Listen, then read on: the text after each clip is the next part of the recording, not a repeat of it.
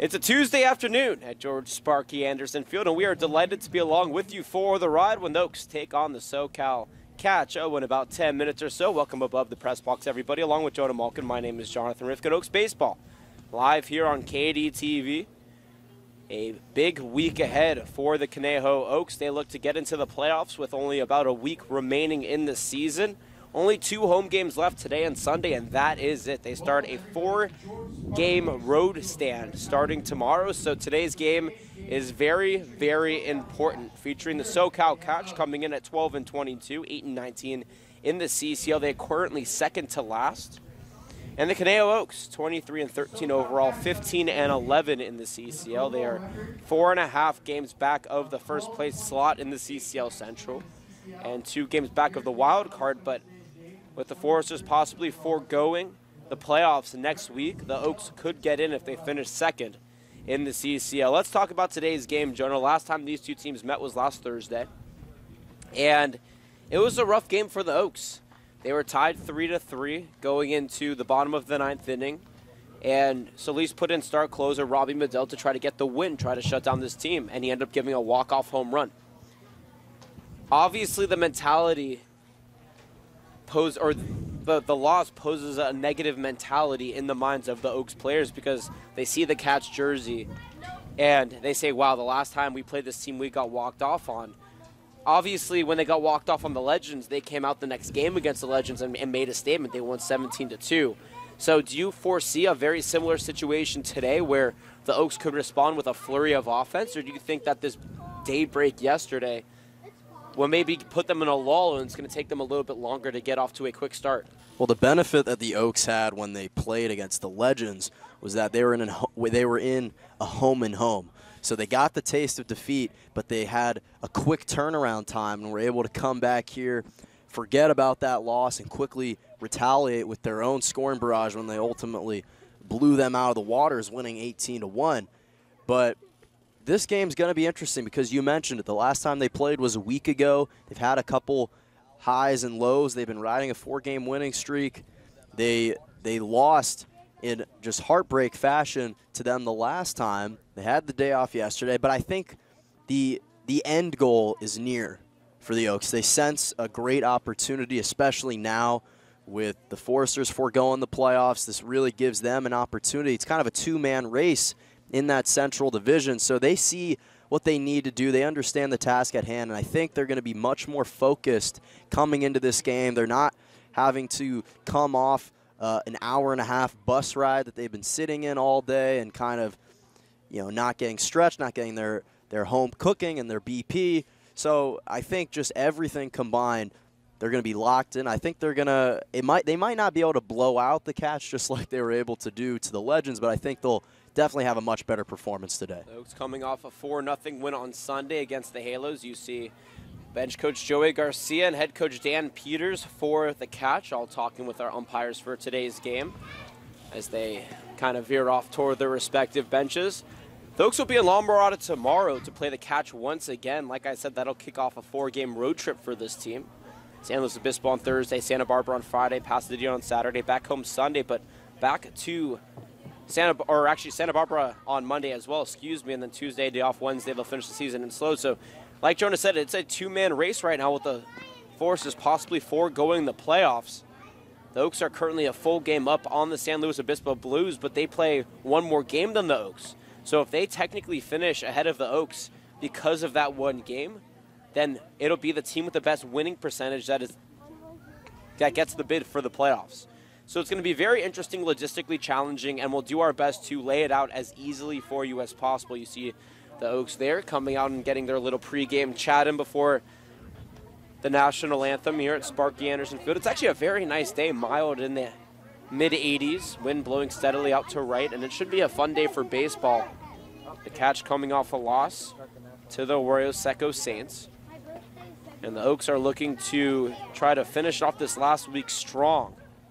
Like I said, only 2 more home games left and 5 road games. This will be counting down from the 8th game of the season on, and it will be very important because the Sunday game is an interleague game, which means that the Oaks are at a disadvantage in the CCL, and they have to win every single game.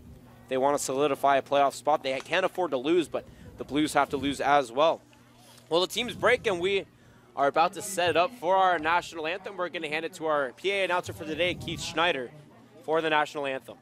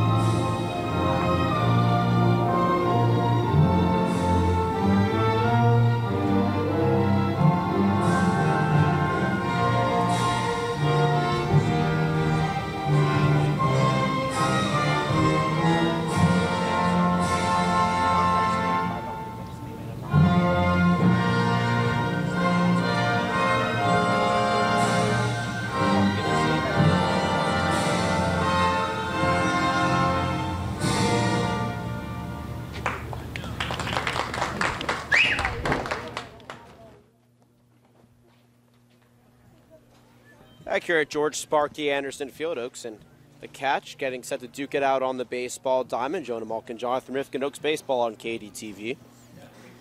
Give it the starting lineups. First for the visiting SoCal Catch under head coach Dan Peters in his first year with the team. They come into the game 12-22 overall with a 8-19 stint in the CCL South. They are currently in second to last place in the CCL overall.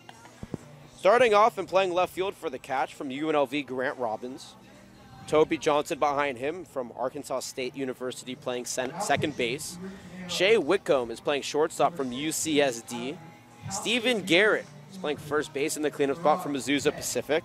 Evan Sandman in the fifth spot from Dallas Baptist, DHing.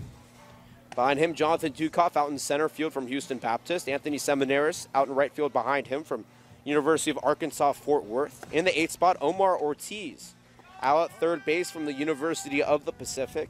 And to round out the order for the Catch, Kyle Soraya catching from Westmont. The pitcher for them will be Zach Whitaker from Fresno Community College.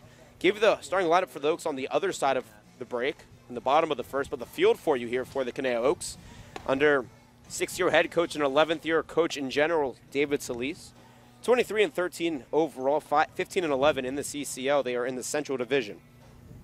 DJ Miller is in center. In left, Jordan McFarland, Milo Beeman right. Chase Cockrell at first, Max Weinstein at second.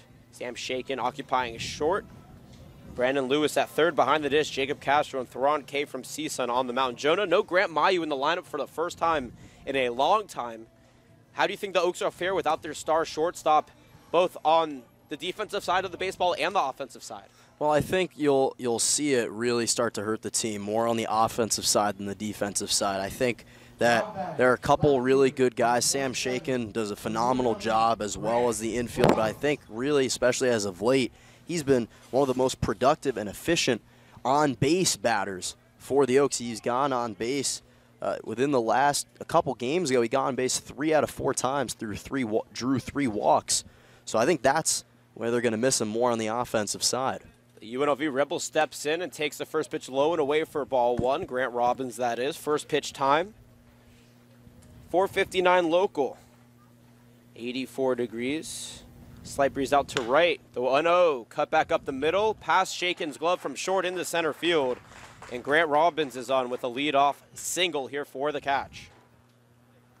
Now batting, second baseman, number 10. It's going to Toby Johnson now from Arkansas State, the Red Wolf. The Oaks are in their navy blue uniforms today with white letters on the front outlined by a navy blue color with white letters on the back. Some of them have white pants with a blue stripe. Some don't have that blue stripe around down the side. The Catch are in their red uniforms with white letters on the front and white numbers on the back with the last name on top of the number as the first pitch into Johnson. is fouled off towards first base. They also have gray pants with a white and red stripe down the sides. For the Catch, not the season they've wanted to have. Like I said, 8-19 in the CCL, only 12-22 overall.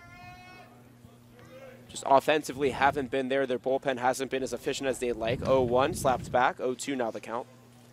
And that makes it a little bit harder, especially come out of the South. The South is the weakest division in the CCL. Currently, the Orange County Riptide are in first. It looks like they'll maintain that lead at a very nice 20-9 stint in the CCL.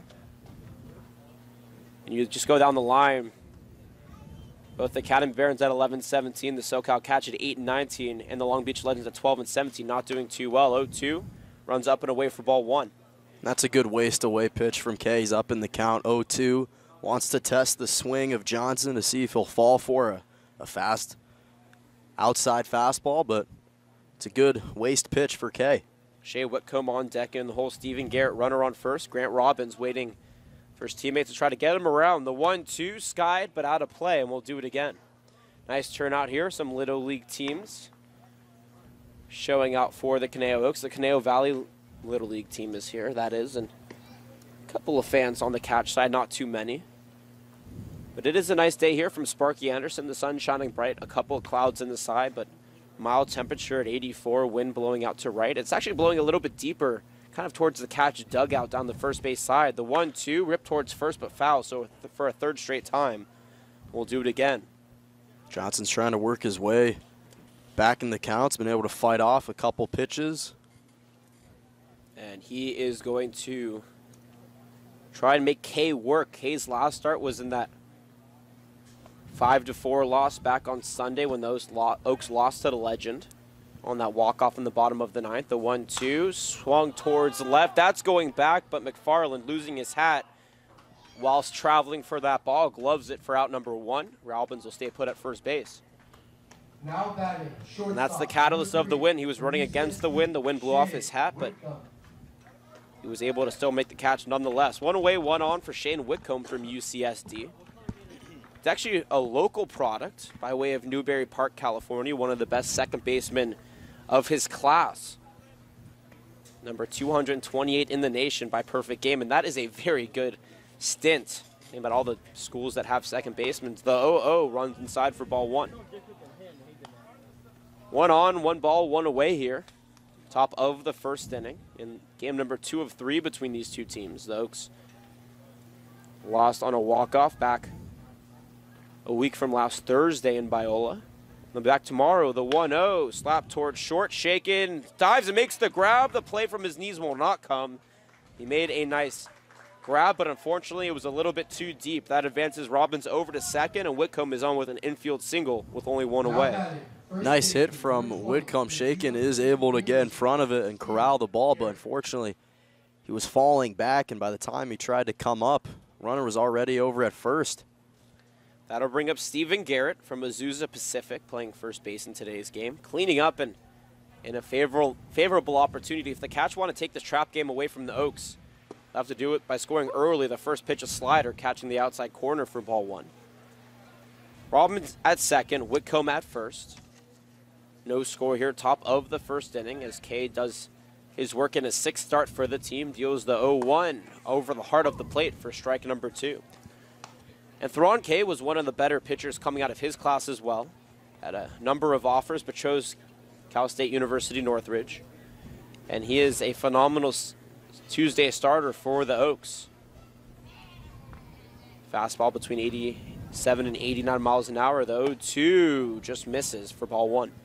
And the last time he started against the Legends, he got out of the gates a little slow, gave up 1 run and 3 hits in that opening inning. So looking to get off to a better start today. Kay deals the 1-2, skied into center field. Miller will run over to his left and make the catch. We'll see if that's enough for Robbins to tag. It will. The throw comes in, but not in time. Shaken will cut it off as Whitcomb trots back to first, and there's a runner in scoring position now at third base with 2 away. So not quite the at-bat that the Catch wanted, but nonetheless, still somewhat productive because now you get a ball down for a single. Doesn't matter where it is. And the odds are you can get Robbins in from third base. And like I said, if the Catch want to win today's game, the most important thing they have to do is get on the board early, because the Oaks have made a habit of getting runs late in games, and you do not want that to happen when you're already down. First pitch into Evan Sandman. Runs high for ball one. Yeah, the team's made a couple jokes that they almost hope they could start games in the top of the 7th at times, just to kind of get them more pumped and into the game earlier on. 1-0 to Sandman, runs in, 2-0 the count from Dallas Baptist University. In his second year with the team, he was also one of the 3 Catch All-Stars to go along with Omar Ortiz and Chris Vargas.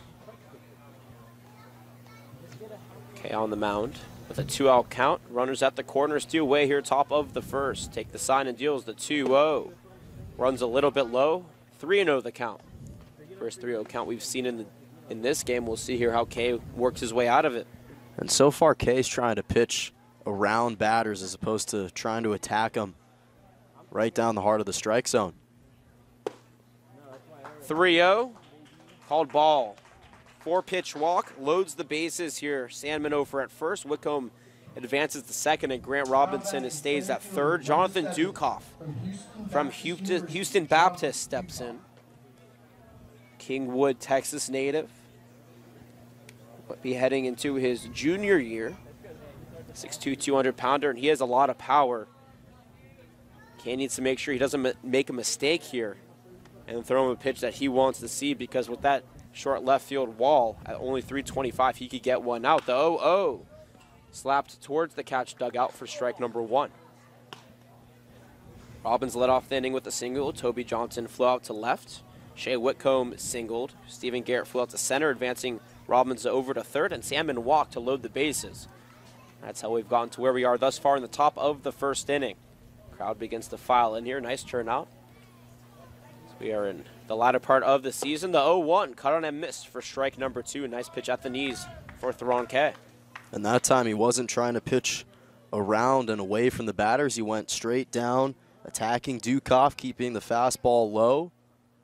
Got him to swing for 0-2. Adam Seminaris on deck if we get that far. Catching a prime opportunity, but that second out that they got on the fly out to center could really hurt them. They're in danger of leaving the bases loaded. The 0-2 runs way outside. Castro able to backhand glove it to keep those runners at bay, but the count now 1-2. Just a little bit of overextension there for Kay. But his control has been one of the best amongst the Oak starters. I would argue that him and Ray Lambert have the best control thus far in the season. The 1-2 in, runs outside, and that'll even the count at 2 balls and 2 strikes. And that was purposely thrown away. The slider that he tries to get the right-hander swinging at on the 1-2 count is a very methodical pitch. Unfortunately, Dukoff has some very good patience that he just displayed right there, and Kay couldn't get him to swing at that pitch. 2s across the board, 2 balls, 2 strikes, 2 away. Kay appears and fires the 2-2. Cut on and fouled back. Castro almost got a glove on it, but just tipped back against the screen, and we'll do it again, 2 balls and 2 strikes. Yeah, Dukoff is very fortunate that Castro wasn't able to come up with that. The velocity in which he was swinging that bat was able to generate enough pace to tap the ball back. Crowd buzzing a little bit. Waiting to see the outcome of this inning. The 2-2 from Kay. Skied into the shallow infield. Running over to it is Kay, but he'll be called off by Castro, who will make the catch for out number 3.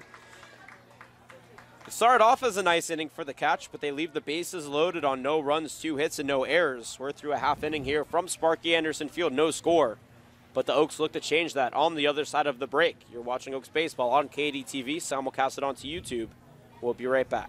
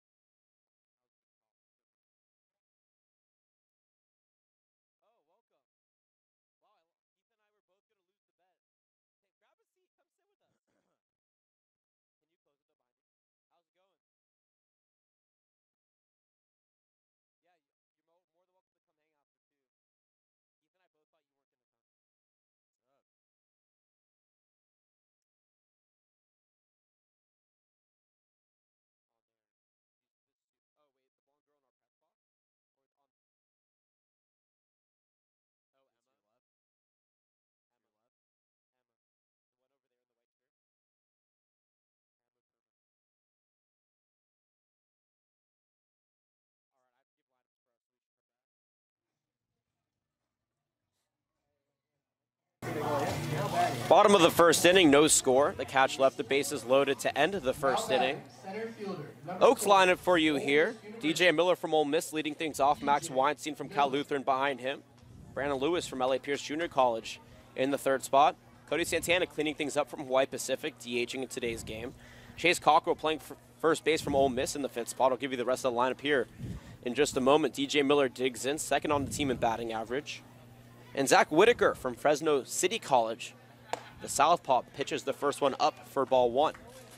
After Chase Cockrell in the fifth spot, Jordan McFarland behind him out in left field from Arkansas. Sam Shakin from Valparaiso playing short in the seventh spot. Jacob Castro occupies the eighth spot as the 1-0 pitch runs low for ball two. From UC Irvine, catching and to round out the Oaks order, Milo Beam out in right field from Purdue. Give you the lay of the land here for the catch in just a moment. Whitaker toes the rubber, kicks and fires the 2-0. Miller takes it upstairs, but called strike, 2-1 the count. Nice inside fastball, or not fastball, but an inside pitch from Whitaker. Would have forced Miller in a jam. 2-1 from Whitaker, runs in the dirt, and now Miller has worked his way to a 3-1 count, something that the Oaks are trying to do more, show more patience, even if you see a high strike early in a count. Solis has been trying to get them to take it just a little bit easier. 3-1, runs outside, and a 5-pitch walk is how the Oaks get their half of the inning started. The fastest guy in the CCL now over at first base in the form of DJ Miller. And the Cal Lutheran superstar, Max Weinstein, will dig in. The crowd gives him a little round of applause. The championship batter over in left field, heavily due to his .326 batting average, which led Cal Lutheran. Started off his career at UC Irvine. They told him he had to pitch, so he said no and transferred. Slaps the first pitch he sees up the middle to Johnson. Underhand to Whitcomb for out number one, and over to Garrett for out number two. 4-6-3 double play. And just like that, 2 runners eliminated here in the bottom of the first inning. Well, that's one way to make up for a drawn walk to lead things off. Nice double play from the catch. From LA Pierce College, Brandon Lewis. We have our impromptu PA announcer, Keith Schneider, filling in today. Chris Ruffinelli couldn't make it, and they offered me, but I said, you know what, I think I'm going to stick to broadcasting. Brandon Lewis from LA Pierce Junior College steps in, batted .419 this past year for Coach Pickett's squad, takes a curveball, just a little bit low for ball one. A nice curveball from Whitaker at 69 miles an hour, but just dropped a little bit too low in the zone. And for Zach Whitaker, on the season, a 5.79 ERA, 1-0, slapped high in the sky, but will get out of play over the catch dugout for strike number one. In 37 and a third innings, he's totaled a 5.79 ERA. He struck out 28, giving up 35 hits and 18 walks. And he only has a 1.56 strikeout to walk ratio. If he's going to win today's game, the Oaks will need to be off. Lewis rips the 1-1 high and deep to right center field, going back and just missing the catch is Dukoff. Rounding second and going to third is Lewis. The throw will not come in time, and he will be in. As actually the throw goes past into the Oaks dugout, so he will score. A triple and then an error allows the Oaks to take a 1-0 lead here in the bottom of the first inning. Brandon Lewis, who will only be going to his sophomore year of college, showing off the talent there, ripping one over to right center field and scoring to put the Oaks up 1 here with 2 away. Well, the big bat of Brandon Lewis clearly is not just a traveling act. He's able to do it on the road and then delivers a big triple and then comes home on an error. Just a beautiful job, Oaks, jumping out to the good start that they were looking for. Yeah, this is important for the Oaks. Like we said, they are in a fight for the playoff spot, and they really need to win out if they want any chance of getting in. Cody Santana digs in and watches the first pitch run away for ball one. By the way, that error was on Shea Whitcomb at short, as he was the cutoff man. So that's an E6 on the play. 1-0 our score, 1 hit for the Oaks. No runs, 2 hits, and an error for the catch. The 1-0 from Whitaker is cut and a miss for strike number 1. That evens the count. Santana in his second year with the Oaks. In his second CCL team, he played with the Foresters last year for the first 2 weeks of the season before making the move to head coach Solis' squad. Digs back in, Whitcomb, Pearson fires the 1-1 low and outside for ball 2.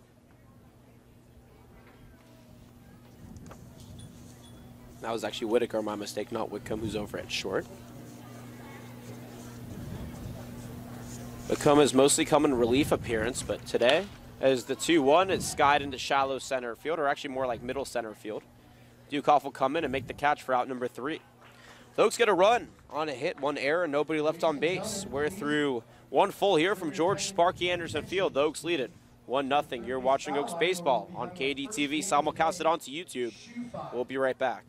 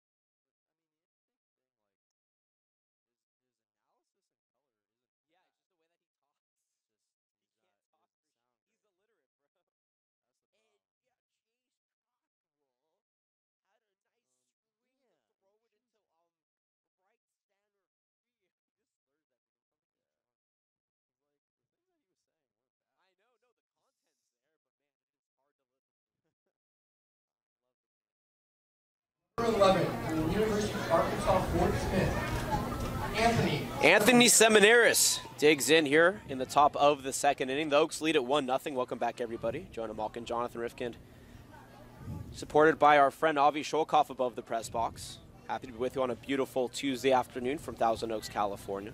Seminaris digs in as Kay is back on the mound and deals the first pitch low for ball 1.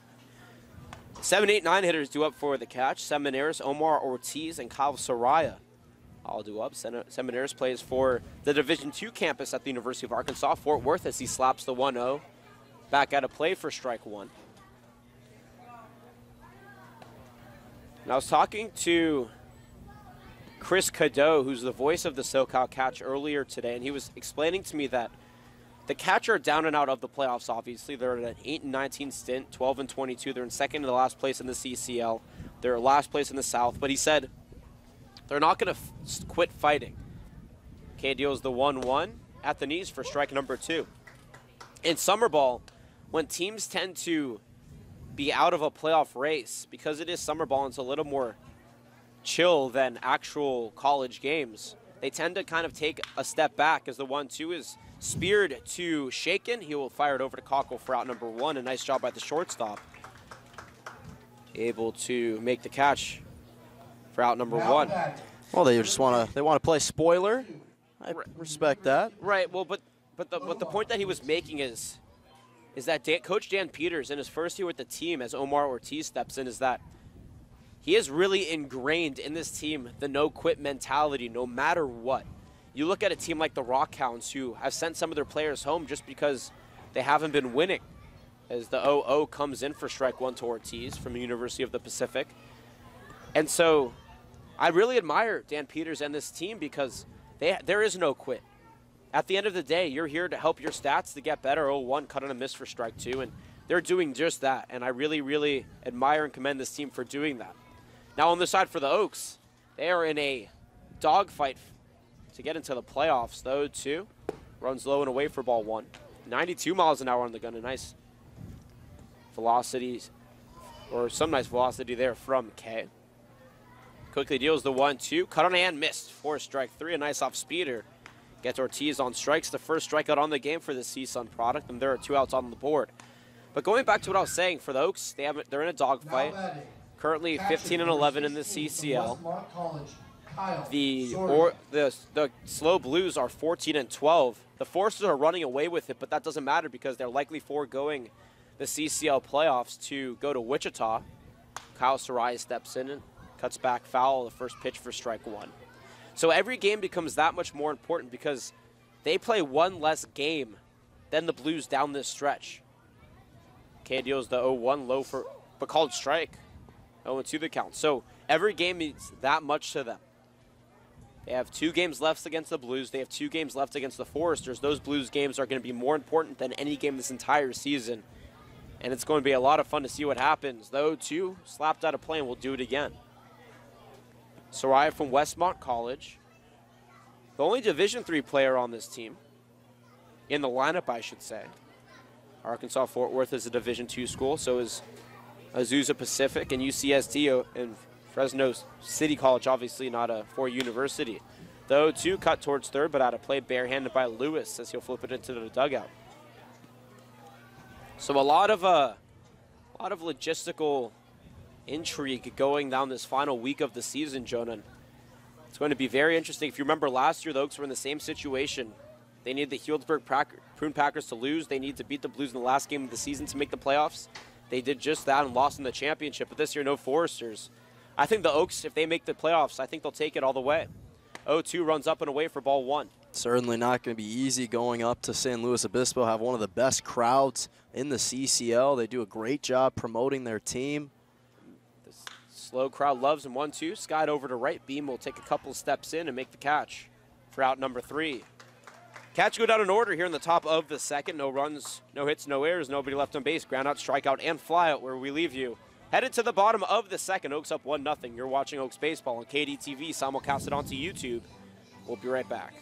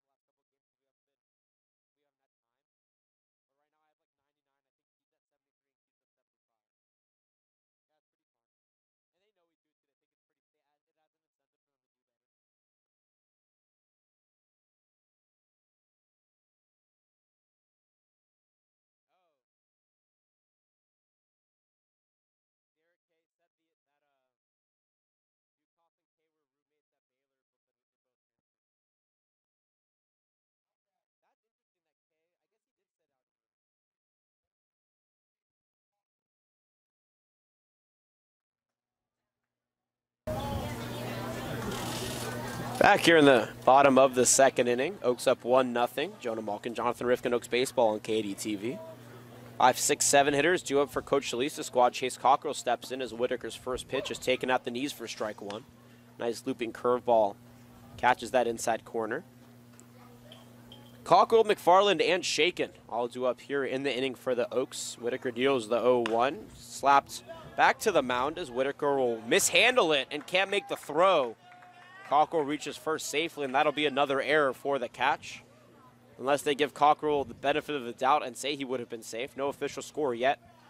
I would personally rule that an error, and they do rule it an error. So an E1 gets the Oaks on first on their half of the inning for Jordan McFarland from the University of Arkansas. Batted .271 this past year with the Omaha Hogs, who actually did not make Omaha this year, but that is still what they've been deemed. The 0-0 from Whitaker. Runs low for ball 1, and that's going to go behind Soraya. Cockrell will advance the second on the passed ball. And for McFarland, he's been batting really well as of late. He was batting under 200 coming into the early part of last week and has picked up his game since. In the last week, he's batted just over 350. A stint that is very good that you know he's happy with. Runner in scoring position here for the Oaks. Nobody away, and they would like some assurance. Whitaker deals the 1-0 in the dirt. This time it was blocked by Soraya. 2-0 on the board.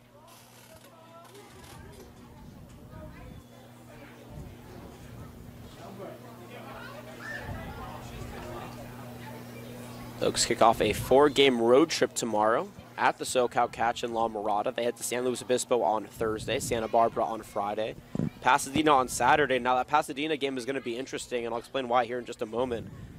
Whitaker deals the 2-0, cut up to middle to Johnson at second. He'll glove it and miss it. So the Oaks are able to get on first and third now. Another error. Johnson picked up his glove without the ball being in it, and they have a runner 90 feet away from scoring with nobody away, with the Valparaiso superstar Stan Shakin stepping in. And that had wicked spin from McFarland.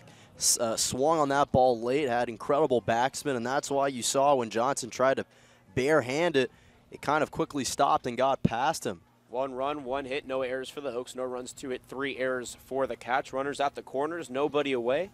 And Shakin, who has been phenomenal, takes the first pitch for a strike, a 67-mile-an-hour curveball. Local kid from Chatsworth High School. Batted .325 for the Crusaders this past year, which led the Horizon League. And he has been a force both at shortstop and in the batter's box. The 0-1, cut on and missed for strike number 2, and you can tell he was off balance. You guys saw a 67-mile-an-hour curveball, and Whitaker turned it around on him and put up an 84-mile-an-hour fastball. Now, 84 isn't very fast, but the turnaround of velocity is pretty incredible. Had shaken off balance. Whitaker checks the runner at first and deals, though, to McFarland goes. The pitch is cut on a miss. The throw to second is not in time, so a strikeout, but the Oaks are able to eliminate the double play threat as they get a runner in scoring position. Only the second stolen base on the season for McFarland, but a good one. Runners on first and second, 1 away, and Jacob Castro steps in. And unfortunately for Whitaker, he's been pitching extremely well. He's only given up 1 hit. Granted, it was a triple, but unfortunately hasn't been provided much help. 3 errors in the first 2 innings. They didn't have any errors the last time these two teams played. Castro headed to UC Irvine in the fall by way of Rio Mesa High School, valedictorian, and one of the best players on that team, takes a curveball high for ball 1. And he has been a light here for the Oaks. The youngest player on the team, and he has shown a ton of maturity, and he plays well above his years. Milo Beam waiting on deck, 2 on, 1 away, 1-0 our score here. 1-0 popped up, but out of play, and we'll do it again, this time at the count even, 1-1. McFarland at second, Cockrell at first. No hits in the inning for the Oaks, but an error by Whitaker on the mound, and by Toby Johnson at second has allowed the Oaks to get on base, and this is an opportunity they need to capitalize on. They have done a very bad job this season capitalizing, with runners on scoring position. 1-1 runs away, 2-1 the count. And the reason that it's so important is when you get into the playoffs, it is a battle till the very, very end, and you want to capitalize on every situation you're given. And early in innings, when they get runners on, they have not been very successful. 2-1 into Castro is roped into right field. Coming in and scoring is Cockrell. Wilson is going to hold him. McFarland at third as Castro gets back as the throw comes into Garrett. And an RBI single gives the Oaks a 2-0 lead here in the bottom of the second with runners in scoring position. And just so you know, the run is unearned. Cockrell got in by way of an error, but they'll take it. Talk about capitalizing on opportunities, Jonah. That was a perfect hit there from Jacob Castro. Castro did a nice job pulling that into right field, just right over the head of Garrett. But Catch able to quickly get in the infield to prevent McFarland from coming. Milo Beam steps in and takes a curveball outside for ball 1. All batters of the inning, Whitaker has started off with a curveball. And he kind of has a talent. I think the Oaks have realized that. He extends his arm a little bit higher over his head when the curveball is thrown as opposed to his other pitches as he deals the 1-0. Beam shows bump, pulled back, called strike on the outside corner, 1-1 the count. 2 runs, 2 hits, no errors for the Oaks. No runs, 2 hits, 3 errors for the Catch. Oaks trying to take this game, a much-needed win for them, riding a 3-game winning streak. 1-1, runner goes, inside, throw is not in time. Backed up, though, by Johnson as Whitcomb from short couldn't get the catch. And Jacob Castro is on for his first stolen base of the season. Oaks once again capitalizing with runners on base, runners on second and third now with only 1 away and a 2-1 count to Beam. Also doing a nice job preventing the potential double play. Shout out to his mom, Nellie, his father, David. They'll be in town next week. We definitely look forward to meeting both of you, our avid fans. 2-1, slapped back out of play, and that'll even the count 2 balls and 2 strikes. Talk about another light for the Oaks. Both the Indiana products, Beam from Purdue, excuse me, and Shaken from Valparaiso, both phenomenal for the Oaks this season. Beam digs back in. Bats that, or shoulders the bat. Whitaker checks the runner at second and deals the 2-2, a curveball upstairs that brings the count full now. 67 miles an hour on the gun. The slowest pitch that we have seen this season, 62 miles an hour. And we'll see here if maybe one gets away from Whitaker and he exceeds that. Payoff pitch, roped into right field, and that's going to drop. McFarland scores. Castro's going to follow him, and Bean's going to leg it out into a double. The throw comes in, not in time. And Milo Beam gives the Oaks a little bit more of a cushion with a 2 RBI double. They're up 5-0 now. Or excuse me, 4-0 now. Great job from Beam. An identical hit, just like him and Castro. They're both seeing the field well, seeing that gap in right field, and just a nice job. Oaks jumping out to a 3 or 4-0 lead. One of the 4 runs has been earned. The rest have been unearned for Whitaker as we head back to the top of the order for DJ Miller. Led off the Oaks half of things back in the first inning with a walk. But he was out on a 4-6-3 double play thereafter. Meeting about to take place between Kevin Markle, the pitching coach for the Catch, and his pitcher. This is a good inning for the Oaks, and they seem to have strong second innings. Back 2 days ago against the Halos, they had a 3-run second inning. They had a 2-run second inning against the Surf, a 1-run second inning against the Legends. So they've scored in every single one of their past 4 second innings, and they've won in all of those games. Now, of course, you go back to Sunday's game last week against the Halo when they won 17-1. They had a 10-run second inning. So for the Oaks overall, they've just done a very good job as of late in these second innings, scoring runs, and that's why they've been so successful. The reason they've been losing all these games previously was because they gave up leads late because they weren't capitalizing early in games.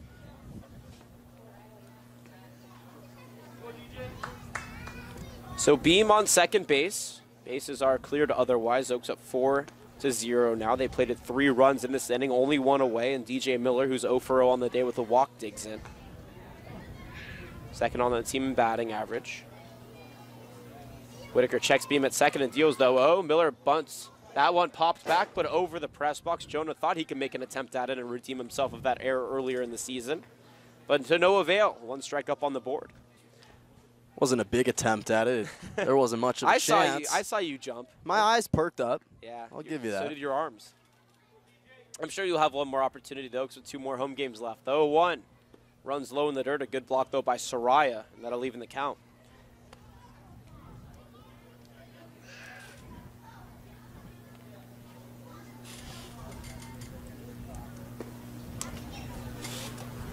Miller from Ole Miss.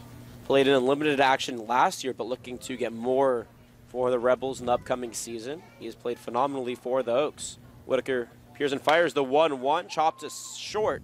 Whitcomb gets it, fires it over to Garrett in time for out number 2. Beam will stay put at second base. Now batting. 2 away now for Max Weinstein. 0 for 1 on the day. He batted into that 4-6-3 double play back in the first inning. And for the Catch, looking ahead at their schedule, as Whitaker takes the sign from behind the dish. Pearson fires the 0-0, a curveball up and away for ball 1.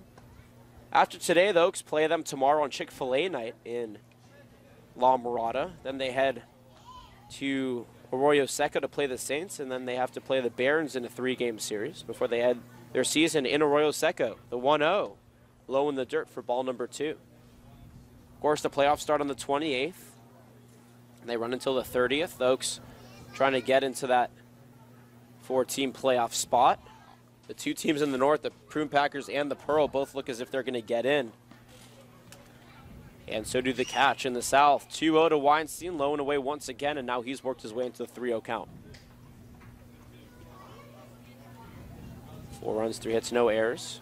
for the Oaks. No runs, 2 hits, 3 errors for the catch. Weinstein sporting the purple Cal Lutheran helmet.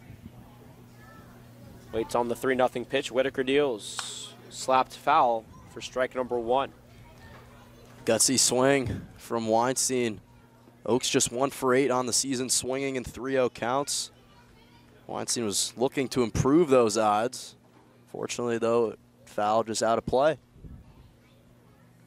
Weinstein from Canyons, California. Digs back in, waves that bat over his right shoulder. The 3-1 slapped out of play similarly to the last pitch, and now the count is full.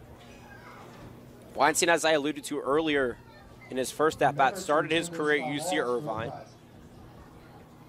They told me he had to pitch after he redshirted his freshman year and decided to transfer to Cal Lutheran, where he has been a force of nature, one of the best Division III players in the country, and definitely a Division I player on a D3 team. Payoff pitch, slapped into right field. Running in on it is Seminaris, and he'll make the catch for out number 3. The Oaks strike for 3 runs on 2 hits.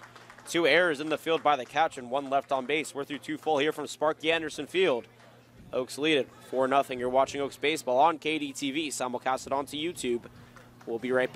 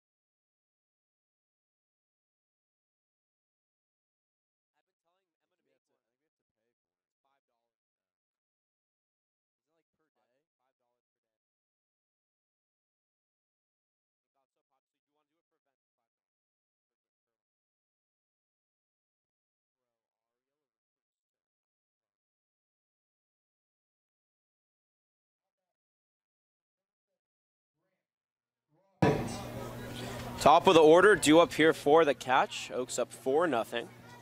As Grant Robbins will dig in 1 for 1 on the day. He was stranded at third base back in the first inning when the catch left. The bases loaded. They were retired in the second inning in order. Oaks were able to put up 3 runs in the bottom of the second, following a 1-run bottom of the first. They're up 4-0. And Theron K back on the mound as Robbins digs in. The first pitch taken for strike 1.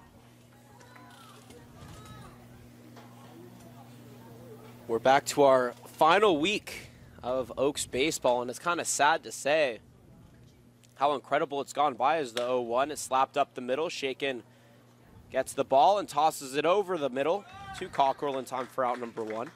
Jonah, it's kind of crazy how quickly this season has gone. This is my second season with the Oaks, and last season did not go by this quickly. It's amazing how come next Wednesday, the regular season of the CCL will be done. And you think about day to day, I mean, it almost seems like just yesterday the Oaks were playing the Legends, and that was a whole week ago. It certainly has flown by, but I think part of that speaks to the type of environment they've been able to develop here. Great environment, everyone's friends with each other. Toby Johnson takes the first pitch for strike 1, and yeah, it's a very fun team. Head coach David Solis said his favorite aspect of this team is the togetherness that they possess. And that is high praise from a head coach. 0-1, bunted down towards third base, barehanded by Kay. The throw will not come.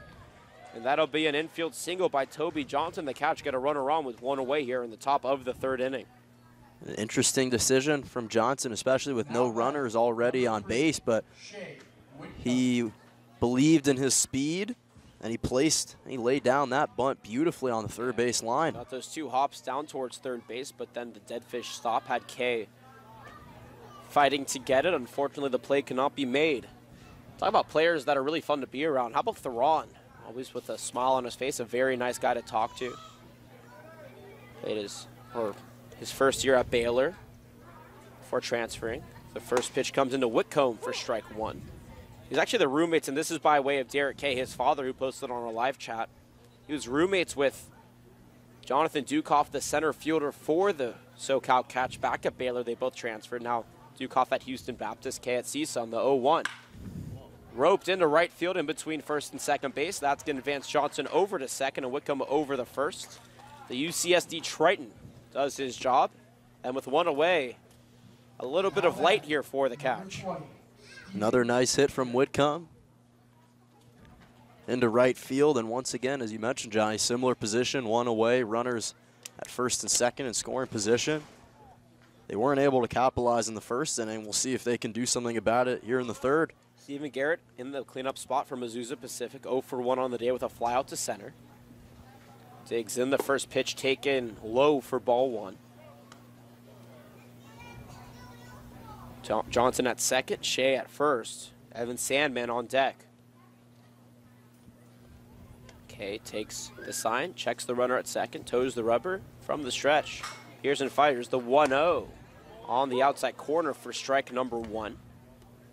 4 runs, 3 hits, no errors for the Oaks. No runs, 4 hits, 3 errors for the Catch. It's almost like the stats are flipped, if you will. But instead of the 3 hits on the Oaks side, it's 3 errors for the Catch. The 1-1, cut and missed for strike number 2, and that was a beautiful fastball with a little bit of movement at the end. Came out of the zone, but had Garrett swinging all the way. 1 ball, 2 strikes now. Okay, takes the sign from Castro, checks that runner at second, and deals the 1-2. This one's low for ball number 2. 2-2 the count now. 1 away, 2 on. Oaks up 4-0 here in the top of the third inning. As this is probably the liveliest crowd, Jonah, that we've seen in a while here between the kids and the adult fans. Everybody seems to be happy and buzzing around. 2-2 in from Kay. Slap to short and gets past the diving glove of Shaken into center field. Rounding third and coming home is Johnson. And that'll be an RBI single for Stephen Garrett, putting a run up on the board for the Catch. And they are now trailing 4-1 here with runners at the corners. Nice hit from Garrett up the middle. Shaken tried to make a play on it, but it's so tough when you're trying to dive and corral the ball at the same time. It gets a nice bounce over his head. And Catch trimming this deficit. Evan Sandman now digs in. He has been very productive this season for the Catch in his second season. Was one of their 3 All-Stars. Locked in his first at-bat, but was stranded on first base. Slaps the first pitch he sees in the left field. On the run, McFarland makes the grab. The throw will come in as the tag, but it'll go past the glove of Castro at home. But a good backup by Kay behind him. Keeps Garrett at first base, but Sandman does his job. Shea Whitcomb comes in on the RBI to left, or the RBI sac fly, I should say, to left. And that lead is cut in half now, 4-2. Jonathan Dukoff now stepping in. 0 for 1 on the day with a pop out back to Castro to end the first inning. Runner at first base, 2 around. 4-2 our score now. Catch really putting in all the stops to make sure that the Oaks don't run away with it. The 0-0. Foul tipped back into the glove of Castro for strike number 1. And that was one of those pitches, John, you talked about from Kay. He likes to deal. It starts over the heart of the play and then starts to drift outside at the last second. Yeah, some late break, and that's a phenomenal pitch from Kay. Pearson Fighters the 0-1. This one runs low, evening the count.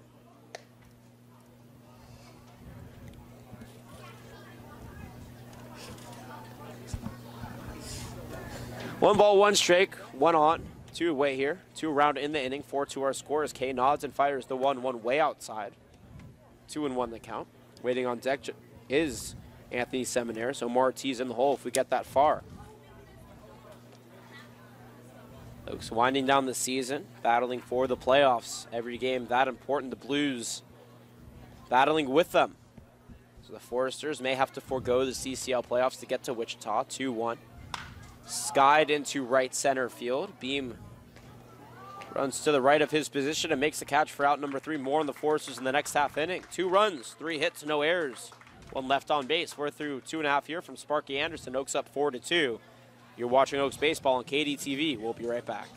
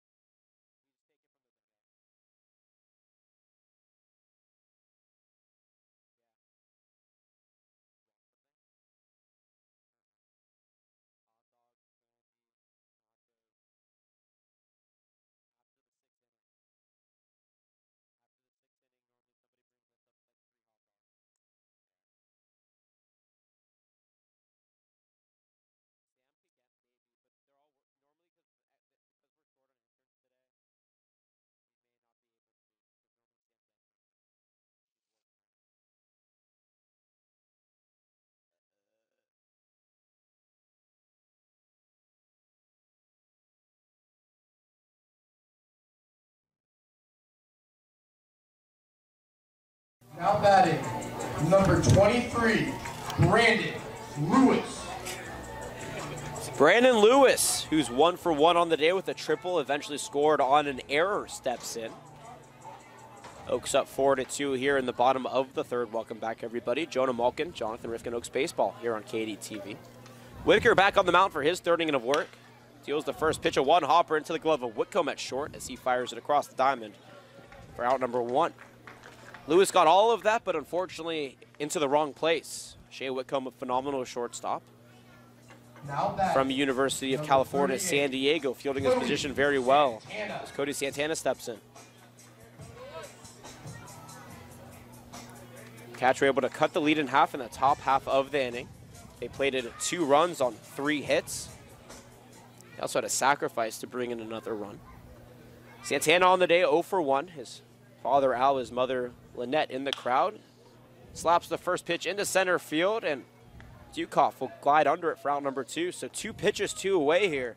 You better believe that Chase Cockrell, who's about to step in, will take this first pitch, trying to limit this to more than a 3-pitch inning. And right now, to start this inning, the Oaks haven't been doing a nice job staying patient. Obviously, you want to swing on balls you feel like you can make good contact with, but at the same time, unfortunately, already 2 away now.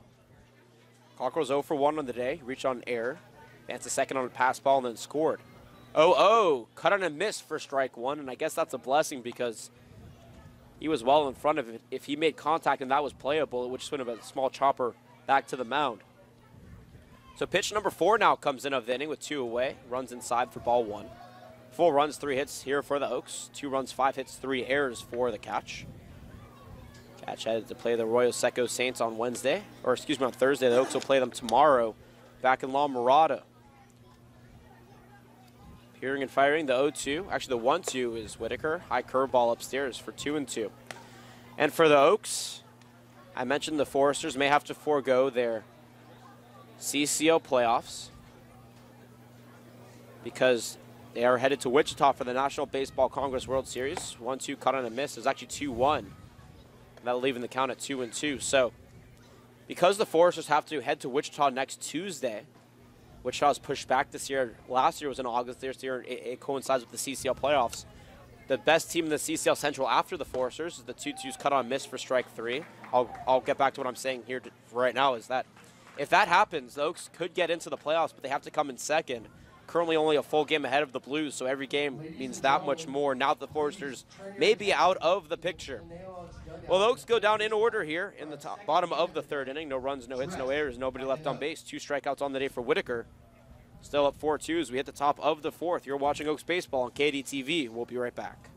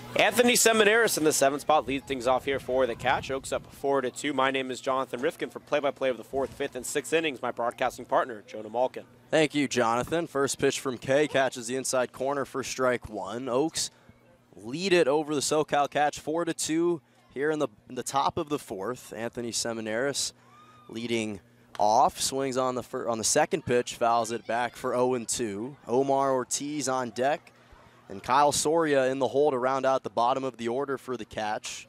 Seminaris is 0 for 1 with a ground out to short.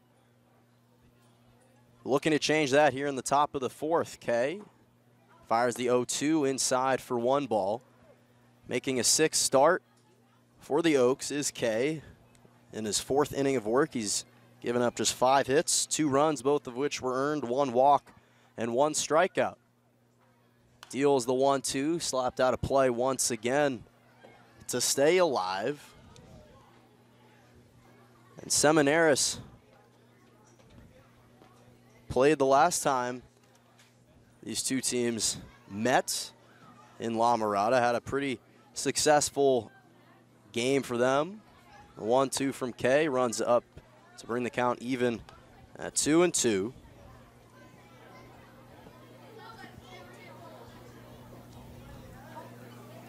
Looking to emulate that success here. Kay fires the 2-2, chopped back against Castro, and then back to stay alive, 2-2. The Oaks coming into today riding a 4-game winning streak. And surprisingly, we haven't been able to say that much since probably June. But they're hitting their stride at the right time, trying to make the playoff push. The Catch looking to play spoiler today. 2-2 is ripped just past the glove of Lewis in third for a leadoff base hit. So Seminaris over at first, and the Catch looking to get off just to the start that they had in the top of the 3rd and continue to trim this deficit. That was a nice hit there, a high fastball. He turned on it maybe a little bit too early, but nonetheless, just enough to keep it fair and elude the glove of third baseman Brandon Lewis to drop into left field and get a single. And now the big bat of Omar Ortiz will step in. He's 0 for 1 with a strikeout. Kay's first pitch is swung on and missed for strike 1, but he was the hero for the Catch the last time these two teams played when the Oaks lost 5-4. He hit a walk-off home run in the bottom of the 9th against Robbie Medell, the Oaks closer. First run he'd given up of the entire season as the 0-1 is slapped, going to get past the glove of Shaken. And now he's on over at first. Yeah, well, Shaken able to hit it down, but that late hop, unfortunately, he couldn't get in front of that late hop, I should say. They're going to give him an error, by the way, on that play. So the first error for the Oaks, and the Catch quickly have runners at first and second. Ortiz over at first, Seminaris at second in a 4-2 ball game, but that could change really quickly with Kyle Soria stepping in, who's 0 for 1 with a fly out to right. Yeah, with a runner at first base, Jonah, this is a big deal because that tying run now with nobody to weigh has an opportunity to come around. This changes the mindset of every single player on the field, especially for Kay, but he can't be shy. He has to go straight at these batters. Kay comes set, deals the 0-0. Bunt is laid down. The throw to third is going to get there in time for out number 1. So a nice play from Kay. Puts 1 away. Ortiz will advance over to second. And Soria is over at first on the fielder's choice. That was nice play from Kay. Yeah, beautifully played by Kay, Jonah. Threw his fastball almost like over to third as he just really was motivated to get that lead runner out and now put the Oaks in perfect play or perfect situation for double play and get out of this inning unscathed. That's what they need. Hold on to this lead, add on to it, and walk away a winning team. Now back at the top of the order for the Catch. First pitch to Robbins runs inside for ball 1. The Catch left the bases loaded in the top of the first inning and have already left 4 in this game.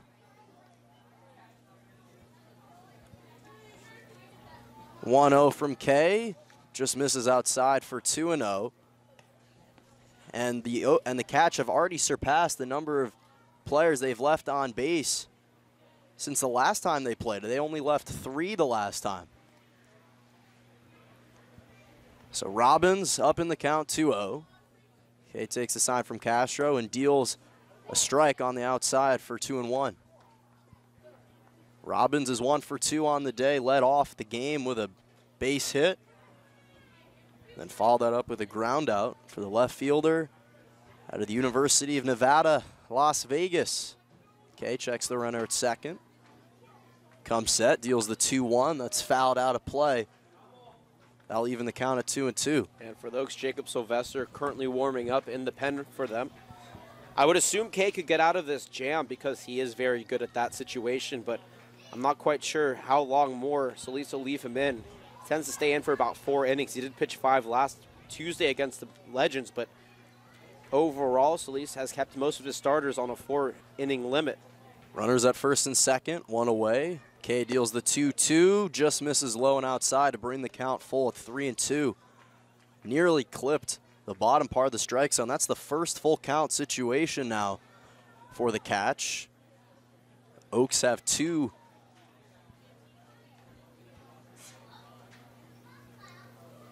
Kay comes set, deals the payoff pitch, tapped back, and we'll do it again. And Robbins actually hit a 2-run home run in the second inning the last time these two teams played. So that was the first home run of that game, followed by Ortiz in the 9th. And looking to emulate that here in the top of the 4th in a tight ball game. Kay deals the payoff pitch right over the plate. For strike 3, down goes Robbins, and Kay has his second strikeout of the day. Kay was walking off like that was the 3rd out of the inning. I think when Castro got up to throw him back the ball, he realized that that was actually only out number 2, but nonetheless, a beautiful pitch there and able to, once again, avoid a big potential situation for the catcher. Solis comes out. I don't think he called in Sylvester. So with 2 outs, Solis does what he likes to do and have a conversation with his pitcher saying this will be your last out, get it done, and keep us in the lead. And this makes sense given the last time that Kay started, Solis pulled him after a little over 3 innings, in which case he gave up 5 hits, 3 runs, all of which were earned, 3 walks, 6 strikeouts, and got the no decision. But Solis trusting the CSUN product to close out this inning and continue to prevent additional runs from coming home, with Toby Johnson, who's 1 for 2, to step in with 2 away. Kay fires the first pitch outside for ball 1. Nice job from Castro to get his glove in front of it.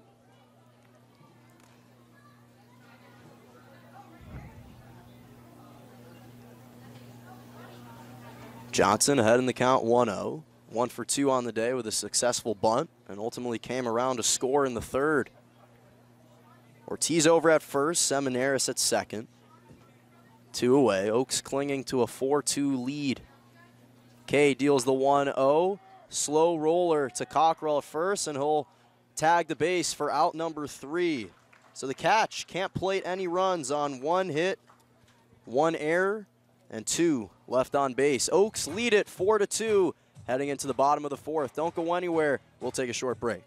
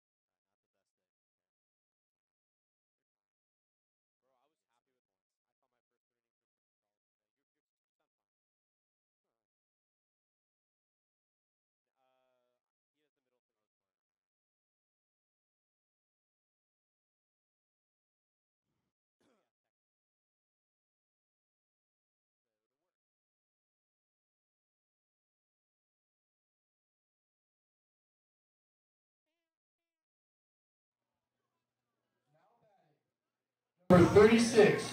6, 7, and 8 batters due up for the Oaks. Welcome back, everybody. I'm Jonah Malkin, alongside me, Jonathan Rifkind. Oaks lead at 4-2 heading into the bottom of the fourth. Jordan McFarland to lead off in the 6th spot. Sam Shaken behind him in the 7th spot. And Jacob Castro in the hole. Zach Whitaker still on the mound. Fires the first curveball that drops on the outside corner for strike one. He's been extremely efficient. He's just given up 2 hits now. Has given up 4 runs, but only one of them is earned as the 0-1 catches the inside corner, and he's quickly ahead in the count 0-2. He's only issued 1 walk and 2 strikeouts for the southpaw. But meanwhile, the resurgence of Jordan McFarland continues. 0-2 from Whitaker is ripped up the middle for another base hit. And McFarland's on with a leadoff single. Yeah, Jonah, it's almost like you just alluded to what exactly he was about to do. You said the resurgence, and as you said that, slaps that right back up the middle. And he has been a very big part of the Oaks' recent success against teams, and they're going to need that down the stretch of games that are just so important. These are the most important games of the season. Every player is needed, and McFarland stepping up big here for the Oaks as of late. McFarland got the day off against the Halos, but played extremely well against Team 365 as Sam Shaken shows bunt and pulls back for the upstairs pitch for ball 1. In that game, McFarland had 3 RBIs. So he's over at first. Shaken ahead in the count 1-0. 0 for 1 on the day with a strikeout. 1 of 2 for Whitaker, but looking for his first hit. Whitaker, nice pick off to first, now in a pickle. Throws it over to second. Oh, there he goes. And McFarland's not going to get back in time. So that was a very elusive throw from Whitaker, and we've talked about it, Johnny, especially with these left-handed pitchers. They're so good at making those first base runners think that they're going to be throwing home, and instead they try and pick them off at first. Yeah, McFarland was thinking about swiping second again, just like he did last time, and unfortunately just got caught off a little bit too far, had a little pickle. 1-4-3-4-1 put up, by the way, for those keeping track, or those who want to keep track. 1-0, catches the outside corner for 1-1. And you mentioned it, McFarland in the 2nd inning in his first plate appearance, advanced over to first on air, but stole a base and came around, but couldn't make it. 2 for 2. Whitaker deals the 1-1. Shaken skies that high into center. Dukoff taking a couple steps back and makes the catch for out number 2. So quickly 2 away now for the Oaks after McFarland's tagged out in the pickle, and Jacob Castro looking for another 2-out single for the Oaks. Already an impressive day for the UC Irvine. Anteater has an RBI single in the 2nd, came around to score, also has a stolen base. But Whitaker looking to get out of this inning, fires the first pitch. Fastball, beautiful, over the heart of the plate for strike 1. But we've talked about it, those 3 errors for the catch have been costly. Whitaker comes set, deals the 0-1. Castro hits a line drive into right field, and Seminaris glides in to make the catch for out number 3. So the Oaks can't plate any runs on 1 hit, no errors, and nobody left on base. They lead it 4-2. You're watching Oaks baseball on KDTV, simulcast onto YouTube. We'll be right back.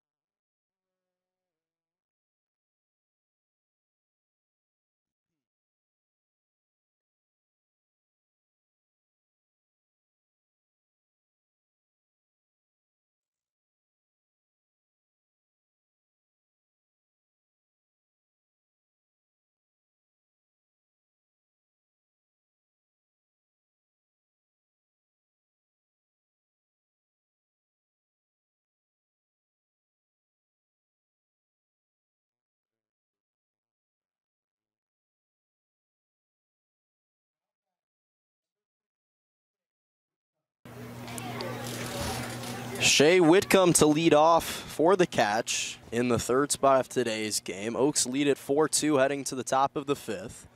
Theron Kay still on the mound for the Oaks, and looking to continue to do damage on the mound. Fires the first pitch way outside and low for ball one, but it's not going to be easy as Whitcomb is 2 for 2 on the day. Also came around to score in the third inning, looking to be 3 for 3. He's been by far the most productive batter for the Catch in today's game. 1-0 from Kay, runs outside for 2-0. Catch, just 2 runs on 6 hits, but a costly 3 errors as opposed to the Oaks, 4 runs, 3 hits, and 1 error. Kay fires the 2-0, catches the outside corner for 2-1.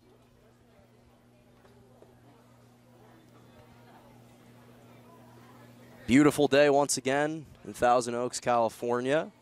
One of the last couple home games remaining for the Oaks as Kay deals the 2-1 that's grounded out of play for 2-2.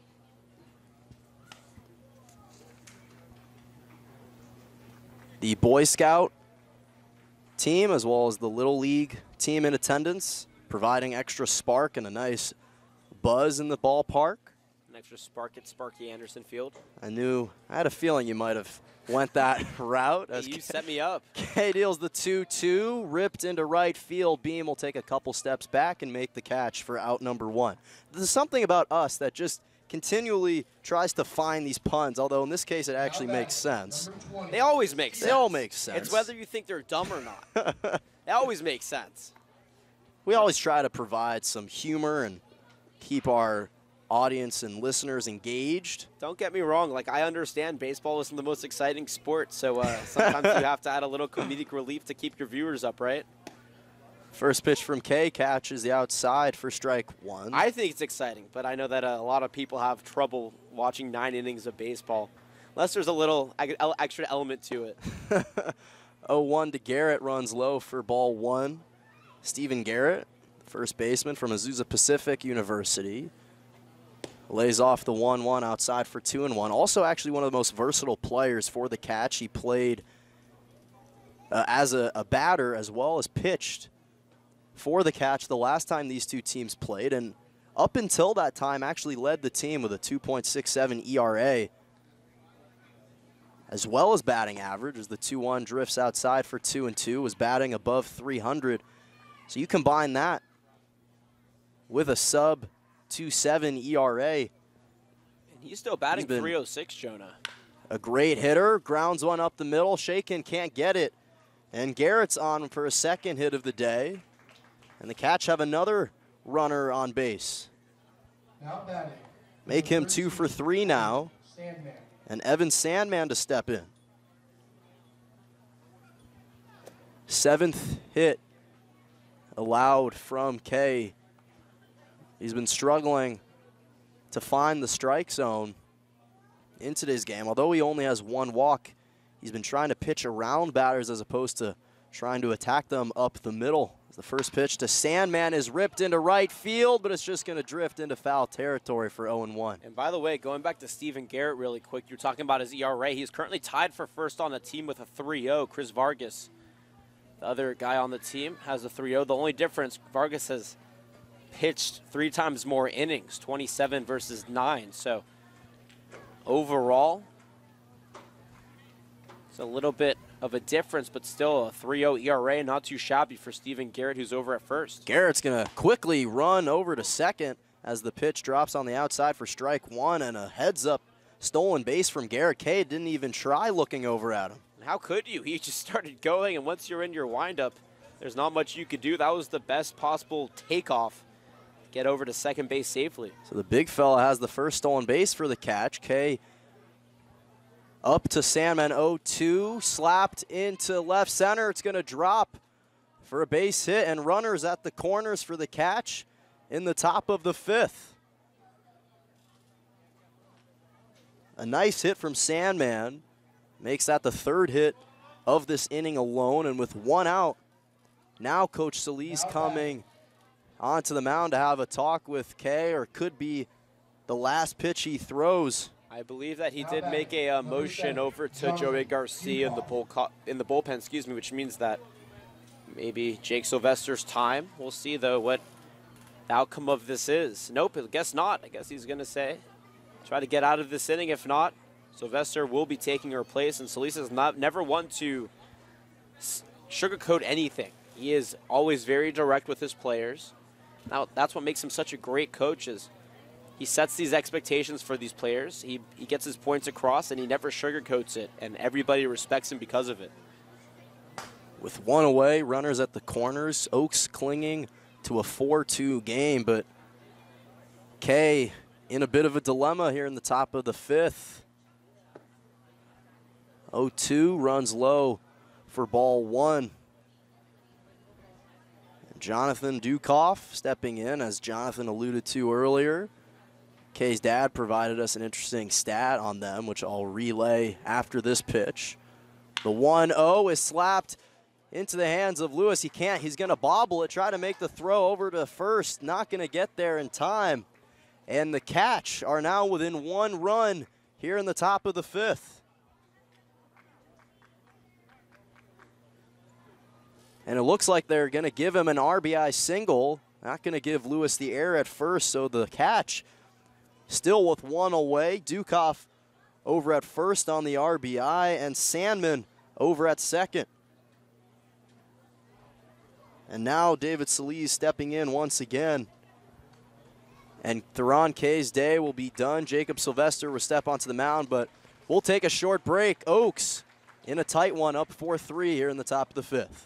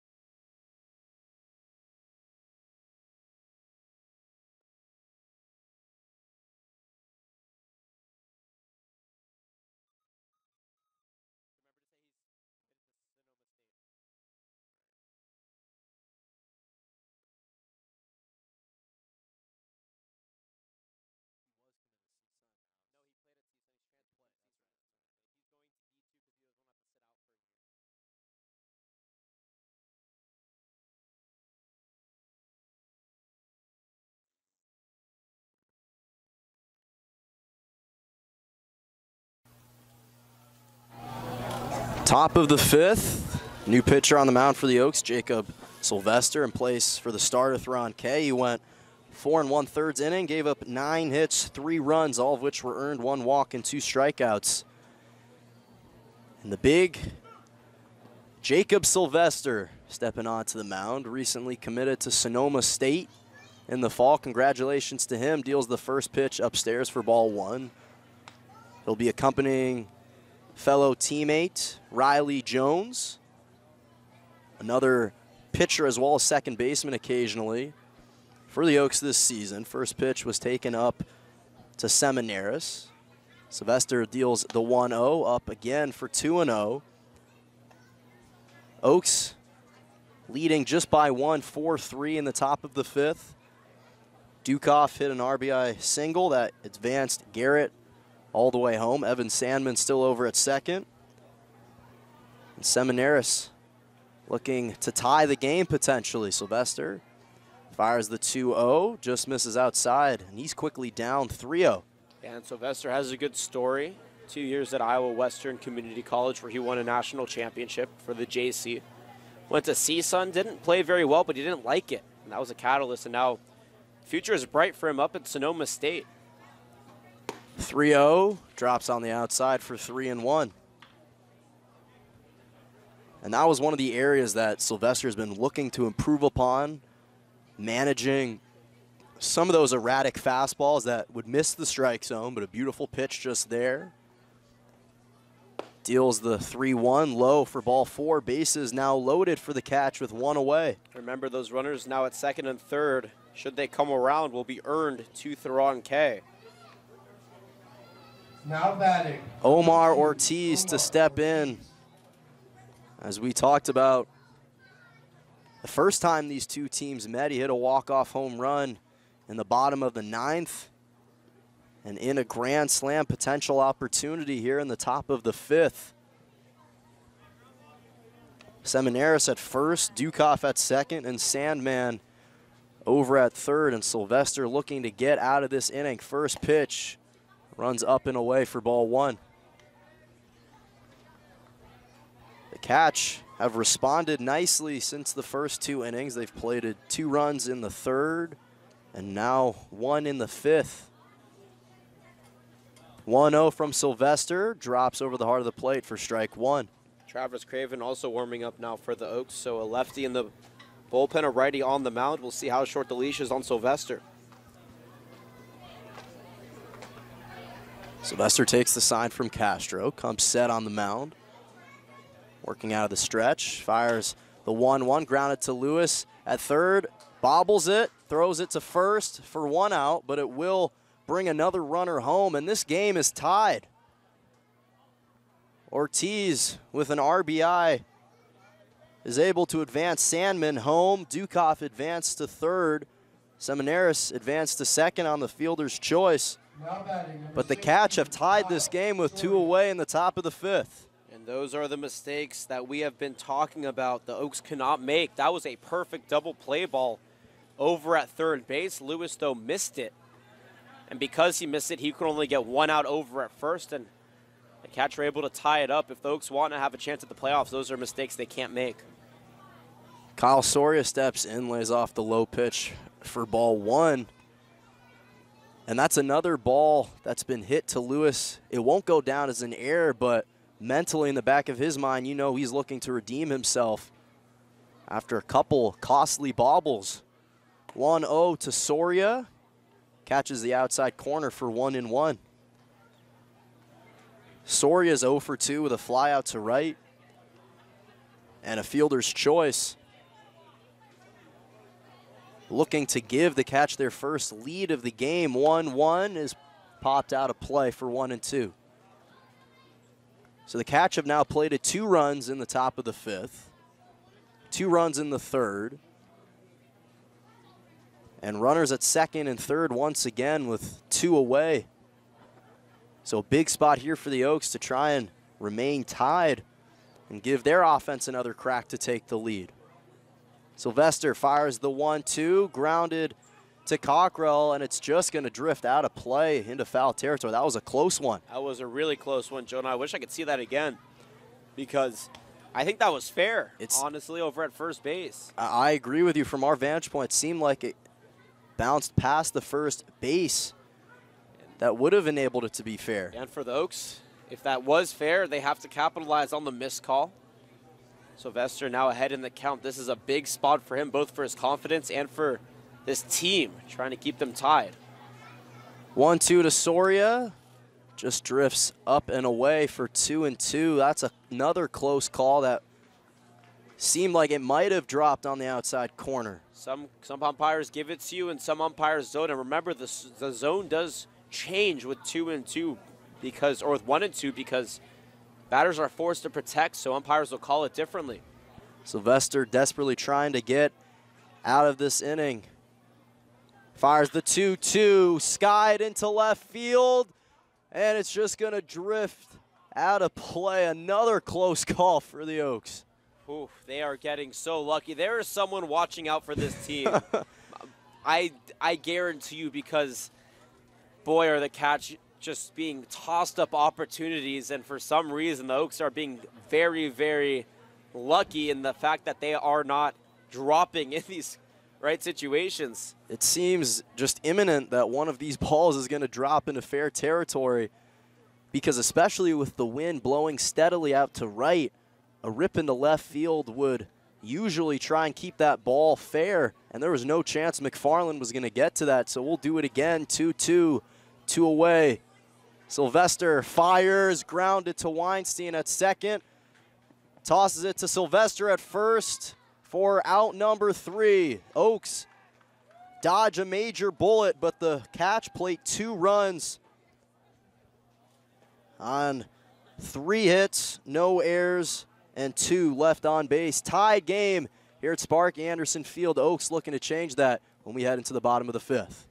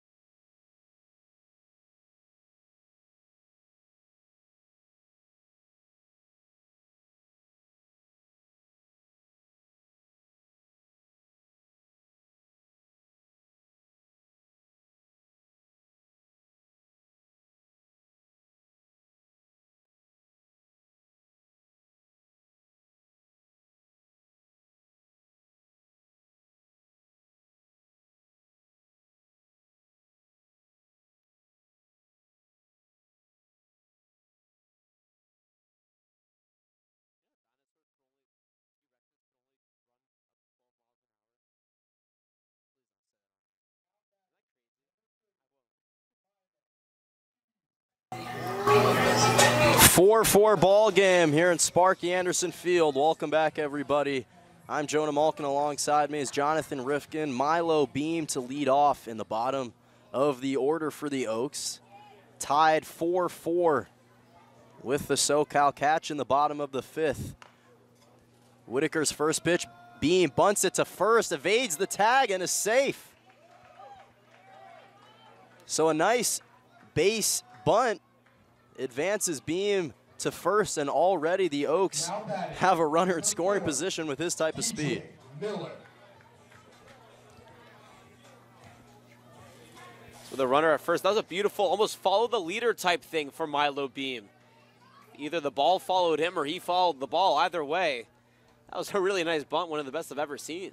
Top of the order, DJ Miller quickly swings and misses for strike 1, and Beam bunted that, and Garrett was in a tough spot because if you try and run up and grab it, you know Beam's going to get past you, so he tried to see if the ball could roll into his glove, but Beam tagged the base in time. Whitaker fires the 0-1 curveball, misses outside for 1-1. DJ Miller, 0-for-1 with a ground out to short, but drew a walk his first time up. Looking for his first hit, 1-1 to him, is taken on the inside corner for strike 2. Whitaker entering his 5th inning of work for the Southpaw. Looking to keep this game tied.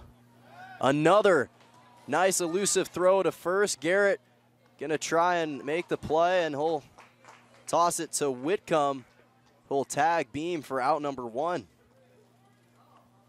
This is another time where those mistakes could come and cost the Oaks. They had a speedy runner over at first base with nobody away, and the hit and run was on. Unfortunately, though, a mistake on the base pass led to a 1-3-6 putout. 1-2, swung on and missed for Miller. And that'll put 2 away for the Oaks now in the bottom of the 5th. The 3rd strikeout on the day for Whitaker. And a mistake leads to a strikeout if you're head coach Solis. You're not very happy with that. The Oaks really hurting themselves in those situations. Max Weinstein now will step in. look to turn the tide. The first curveball runs inside for ball 1. He's been struggling, though, 0 for 2. Looking to change that. 1-0 from Whitaker is dealt. Low below the strike zone for ball 2. And he struggled against the Halos as well, was just 1 for 4. Did come around to score a run, but was struck out once as the 2-0 is popped out of play for 2-1. So what once was a 4-0 lead for the Oaks heading into the top of the 3rd got cut in half after 3, and we're tied through 4.5. 2-1 is tapped into the glove of Soria for 2-2. Cal Lutheran Kingsman looking to generate some offense for the Oaks in the bottom of the 5th. 2-2 curveball, half-hearted swing, goes down to second. The play to first, can't make it. And Weinstein is on with a much-needed 4th error now for the catch. Now go down as an E4 for those keeping score at home. And surprisingly, Johnny, if you look at the scoreboard and you take away the runs, you just look at the errors column, 4 for the catch as opposed to 1 for the Oaks, you would likely believe that the Oaks would be winning. But the hits, Jonah, they have 9 hits compared to the 5 for the Oaks. That's why I think the difference is made. Because you could have 4 errors, but they still have 4 more hits. 0-1 to Lewis drops inside for strike 1, and you're right. Because that would result in, technically, if there were no score, I guess technically they would have 1 more base runner because the Oaks have 1 error, but overall it would be 9 base runners compared to 10. Another curveball runs inside for 1-1. And then you take into account that both teams have 1 walk and no hit by pitches. Because of that, the Oaks have 10 base runners and the Catch have 11. So just because of that, I believe that it shows that it's a close game. It's 4-4. So regardless of the score, it's still close, even though they aren't out hitting the Oaks, but the errors make up for it. The 1-1 runs low and in for 2-1. And you're right, the Catch have been able to make up the deficit with 9 hits as opposed to 5. The Oaks haven't been able to capitalize on those errors. 2-1 to Lewis, runs up and away for ball 3. Lewis led off, or I should say in the first inning, had a stand-up triple, but ultimately came around to score on the first error for the Catch. So everything kind of coming full circle. 3-1, slow roller up the middle. Whitaker will catch it and overthrow it to Garrett. Another error. Weinstein going to come around third. He's going to come all the way home. Lewis following right behind him. And on 2 errors in this inning, the Oaks retake the lead 5-4. I'm telling you, Jonah, I don't know how they're doing it. I don't know what outside forces are propelling this team to advance on these opportunities, but the Oaks are very, very lucky they are in this position. This inning should have been over, and instead they're able to take a 1-run lead and capitalize off of these errors. And what's more amazing, as the pitching coach, Kevin Merkel, will step in, is that Whitaker had firm possession of the ball on the mound for a solid 2 seconds. It's as if he just was kind of lackadaisical with it, assumed that he would make a simple throw to Garrett, and that simple throw ended up going 2 feet above his head and ultimately costed them to bring a runner from first all the way home. And look at the line for Whitaker. 5 hits, resulting in 5 runs. Only 1 of those 5 runs are earned, Jonah. That is pretty frustrating if you're a pitcher. 3 strikeouts and a walk, which aren't too bad either, but 1 earned run. He is not getting very much help from his infield, and it's really costing this team because of it. Now, I will say, there's no question he's not getting some help. However, 2 of those 5 errors can be attributed to him. Not to say he's the cause and the entire reason behind some of this sluggish performance, but nonetheless, that type of example right there just illustrates the type of day. It's been brutal for both him as well as the infield, and Cody Santana will step in with Brandon Lewis at third. First pitch to him runs low and away for ball 1. So Oaks lead it 5-4 with 2 away. Brandon Lewis over at third.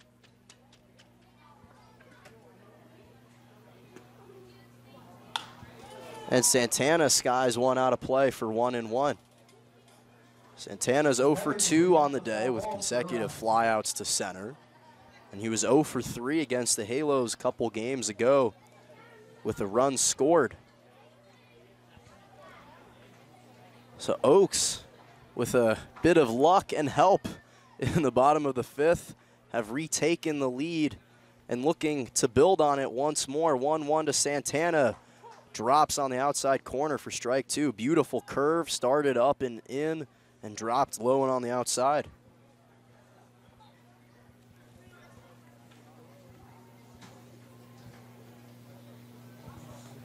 Santana waves that bat over his left side of the shoulder. 1-2. Swung on and missed for strike 3, but the Oaks played a run on 1 hit and 2 errors. They leave Lewis stranded at third, but they retake the lead 5-4 heading into the top of the 6th. You're watching Oaks Baseball on KDTV, simulcast onto YouTube. We'll take a short break.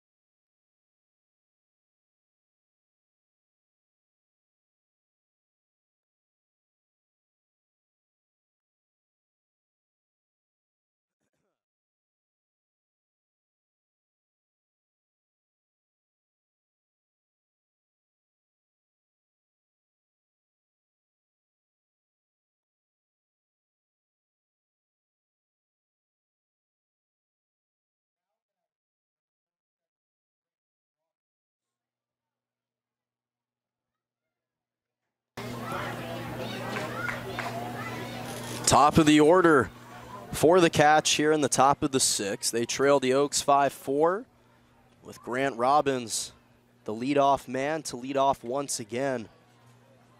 1 for 3 on the day, led off with a single, but a ground out and a strikeout. Fault. Sylvester still on the mound, deals a beautiful fastball on the inside for strike 1. Came in place of Theron Cade, the starter, entering his first full inning of work on the mound. Fires the 0-1, up and away for ball 1. Robbins, the left fielder out of UNLV, redshirted last season. Got some more limited time this past season as the 1-1 runs away for ball 2. Graduated from Bishop Gorman High School in Las Vegas and helped the Gales to a 33-2 overall record, as well as the Nevada State and Sunset Region Championships. 2-1 from Sylvester, runs away for 3-1. Sylvester quickly down in the count. He's found himself down in the count in 3 of the 4 batters that he's seen on the mound. Looking to get off to a better start here in the top of the 6th. For the recent Sonoma State product. Fans starting to get a little more animated as well in this tight game. Sylvester's 3-1, swung on and missed to bring the count full at 3-2. Still actually a pretty good showing as well from the Catch fan base. Probably 20 to 30 or so of them have made the trek all the way from La Mirada. Sylvester's payoff pitch runs away for ball 4. And the catch, lead off the top of the 6th with a walk. The second walk now for Sylvester. And that was an interesting decision for him to throw that curveball. I think he was trying to get Robbins to swing and miss, but that curveball was just too far outside for Robbins to give it any sort of look. And the patience paid off there. And already Coach Solis, as well as Jacob Castro, going to step and have a meeting on the mound with Sylvester. Oaks lead at 5-4. Couple guys warming up in the bullpen, and that will do it for Sylvester. We'll provide you more information on the new pitcher when we come back.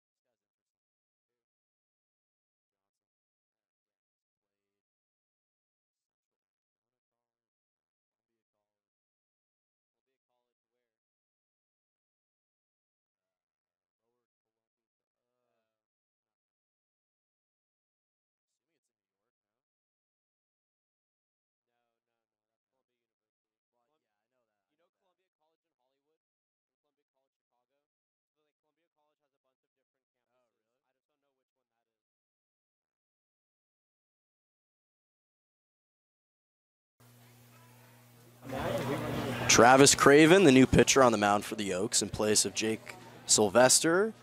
Pitched 2 1/3 inning. Gave up no hits and no runs since one of them was accredited to K. 2 walks and no strikeouts. Craven looking for damage control. First pitch to Johnson, drops in for strike 1.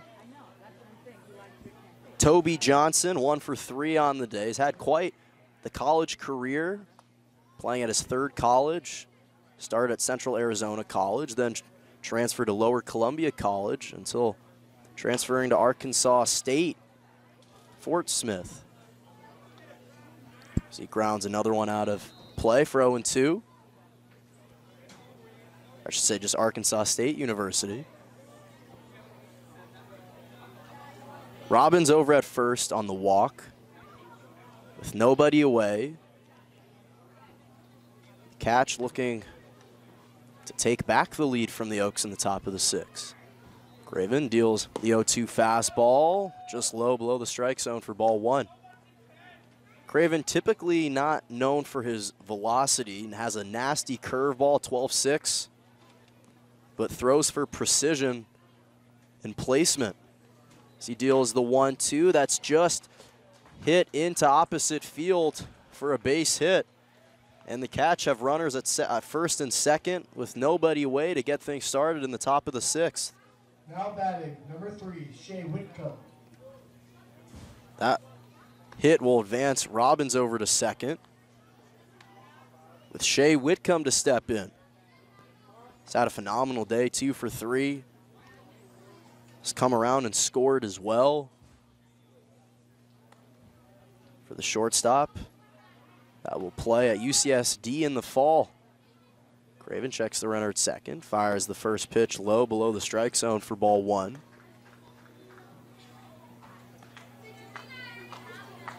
Whitcomb had an incredible career with Newberry Park High School. Batted .314 with a .398 on-base percentage. 1-0, drops on the inside corner for 1-1. And there's that curveball you were talking about. Jonah started up at the letters and dropped down to the knees, painted the inside corner, just so hard to hit. If you're a batter, Craven doing a beautiful job placing that one.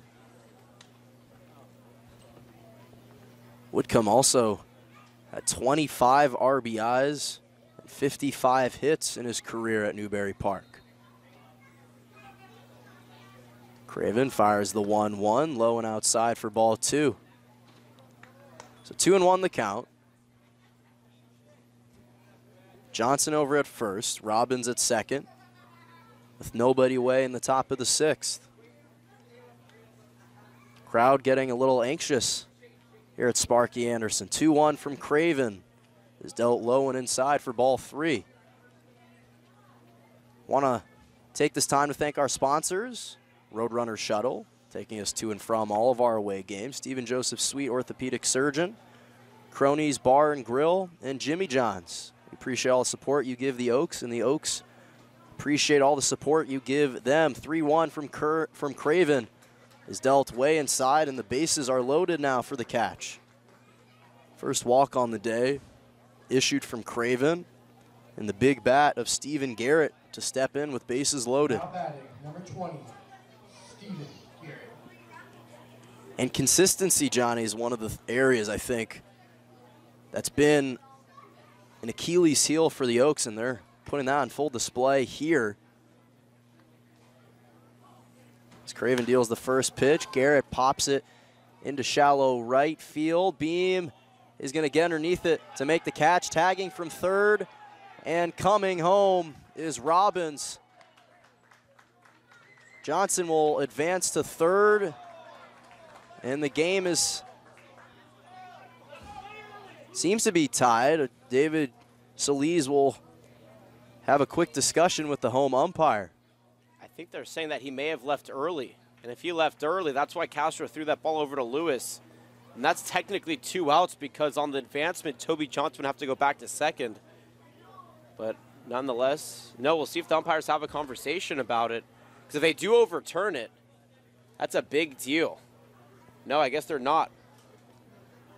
So the run will come home regardless, and it seems like they're going to say Johnson didn't leave early, which will advance him to third. Whitcomb still over at first, but the sacrifice fly into right field from Garrett brings Robbins home, and the game is tied 5-5 now in the top of the 6th. Remember, that run is earned to Sylvester. Craven deals the first pitch to Sandman for a strike. Sandman's also had a nice day for the catch.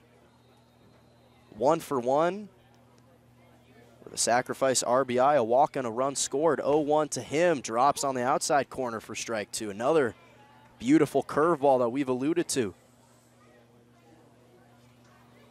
He utilizes other pitches, but in his repertoire, that's probably his most utilized. Craven's 0-2 is swung on and missed for a much-needed strike 3. First strikeout on the day for Craven, and the Catch now have 2 away here in the top of the 6th. Much-needed strikeout. The Oaks need to make sure that runner is stranded at third base. The biggest thing about this team is that they're still not swinging the bat very well. Only 5 hits in the game. Only reason, like we said earlier in this game, that they're in it is because of the errors. They are being gifted opportunities to score, and they need to get out of this inning, or this half inning, get a couple runs in the bottom of the 6th, solidify the lead, and try to power through to then. Miguel Salud warming up, by the way, for the Oaks, and he's actually going to come out as Craven is quickly pulled. So Craven's day is done. In 2/3 inning, gave up 1 hit, no runs, because the run is attributed to Sylvester. 1 walk and 1 strikeout. Miguel Salud will step in. We'll give you information on him in just a moment. Until then, Oaks and Catch tied at 5-5 as we hit the break.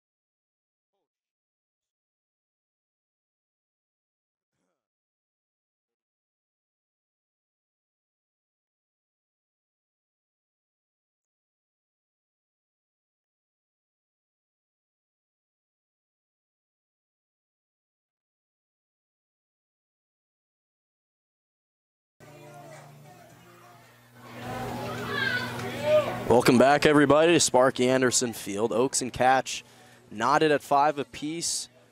Midway through the 6th inning, Miguel Salud will step in with 2 away in the top of the 6th in place of Travis Craven, and stepping up to bat for the Catch is Jonathan Dukoff.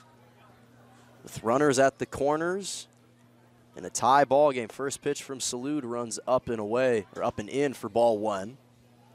Whitcomb over at first, Johnson over at third, and a sacrifice RBI fly out to right from Garrett brought Robbins home to tie the game up. Salud fires the 1-0, low for ball 2. Salud very comfortable pitching in this field, plays for the Cal Lutheran Kingsmen, was the most outstanding player in their Division III World Series championship. Takes the sign from Castro. Nods and fires the 2-0. That's fouled out of play for 2-1.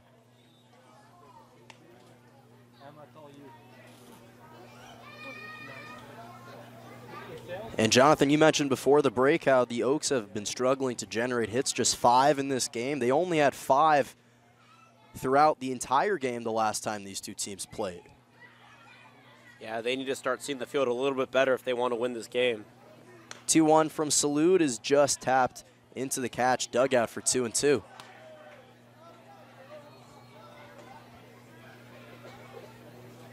If there is an optimistic sign for the Oaks, it is that they've only left 2 runners on base through 5 innings, as opposed to their 8 the last time these two teams played. But a lot of that stems from their inability to generate hits. 2-2 runs up and in to bring the count full at 3-2. Third full count situation now for the Catch. In a big spot, runners at the corners, 2 away. 5-5 ball game. The Catch have already eclipsed the 10-hit mark. If it weren't for those 5 errors, they might have had a larger lead. 3-2 is just fouled out of play, and we'll do it again. Oh, and that was a perfect pitch. Shona jamming Dukoff on that inside corner. That ball, lucky for Dukoff, was able to get out of play, but a nice fastball. Salud pitches between 90 and 93 miles an hour and got him right where the barrel and the handle meet, jamming him up. And for a 3-2 count, that is a very good pitch to throw. Unfortunately, though, for Salud, unfortunately for Dukoff, that ball was able to squeak out of play. Salud comes set, fires the payoff pitch, fouled back once again, and we'll do it again. Dukoff coming off that RBI single in the top of the 5th. 1 for 3 on the day with a flyout and a pop-up as well. Trying to give the Catch the lead in the top of the 6th. Tight baseball game. Salud deals the payoff pitch, fouled back again, and we'll do it for a 9th time now.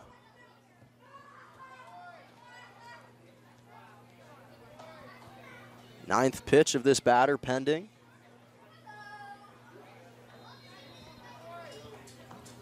Salud looking to simply come in, deliver a strikeout, keep this game tied. Takes the sign from Castro. Runner's going to go. 3-2, swung on and missed on the outside for strike 3. Down goes Dukoff, and down goes the top of the 6th. The Catch do play to run on 1 hit, no errors, but they leave 2 on base. Tie game. Oaks looking to change that when we head into the bottom of the 6th.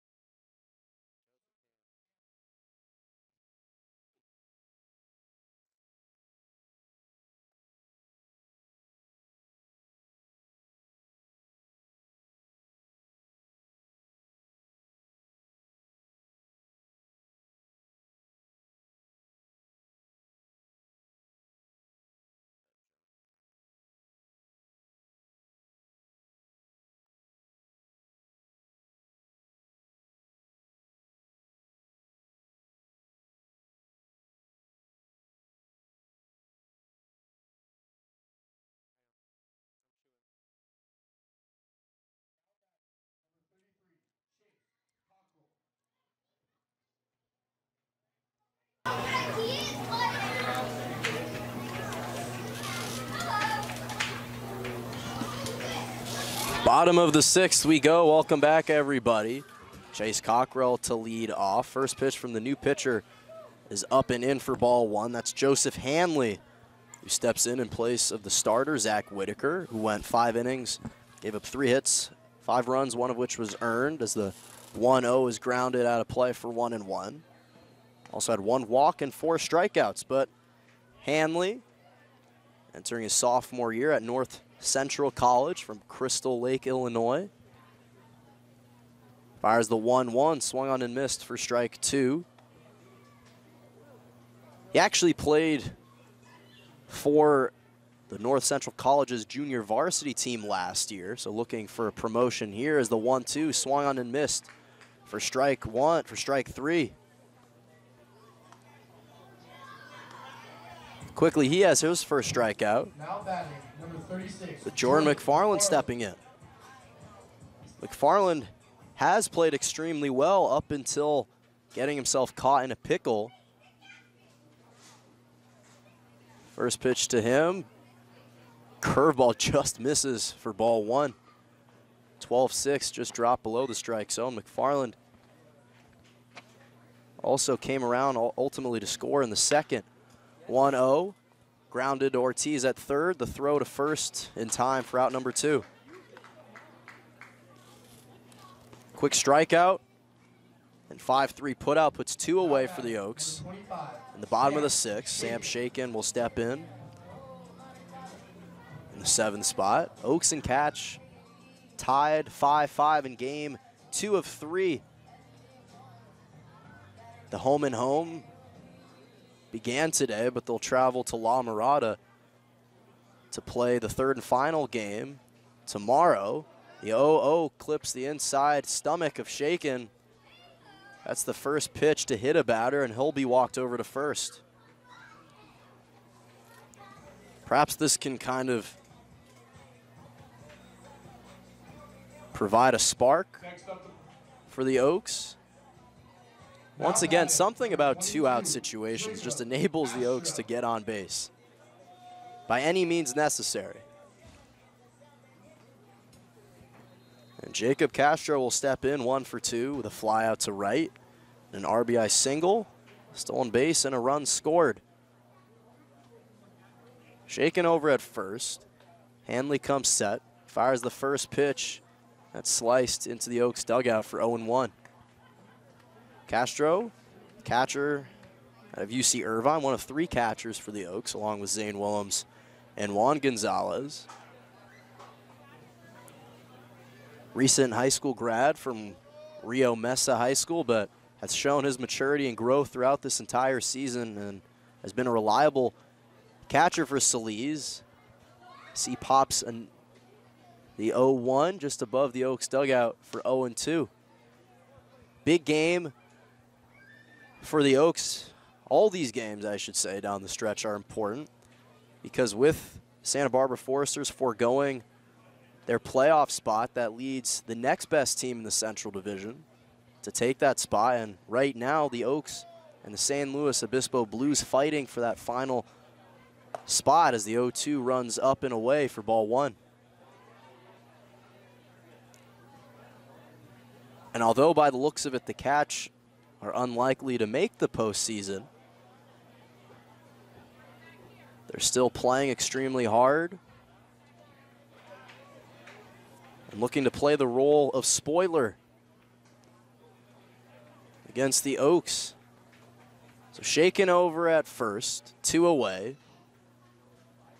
Hanley fires the 1-2, grounded to first. Garrett tags the base for out number 3. No runs come around on no hits, no errors, and 1 left on base. 5-5's the score. Catch gonna look to change that heading into the top of the 7th.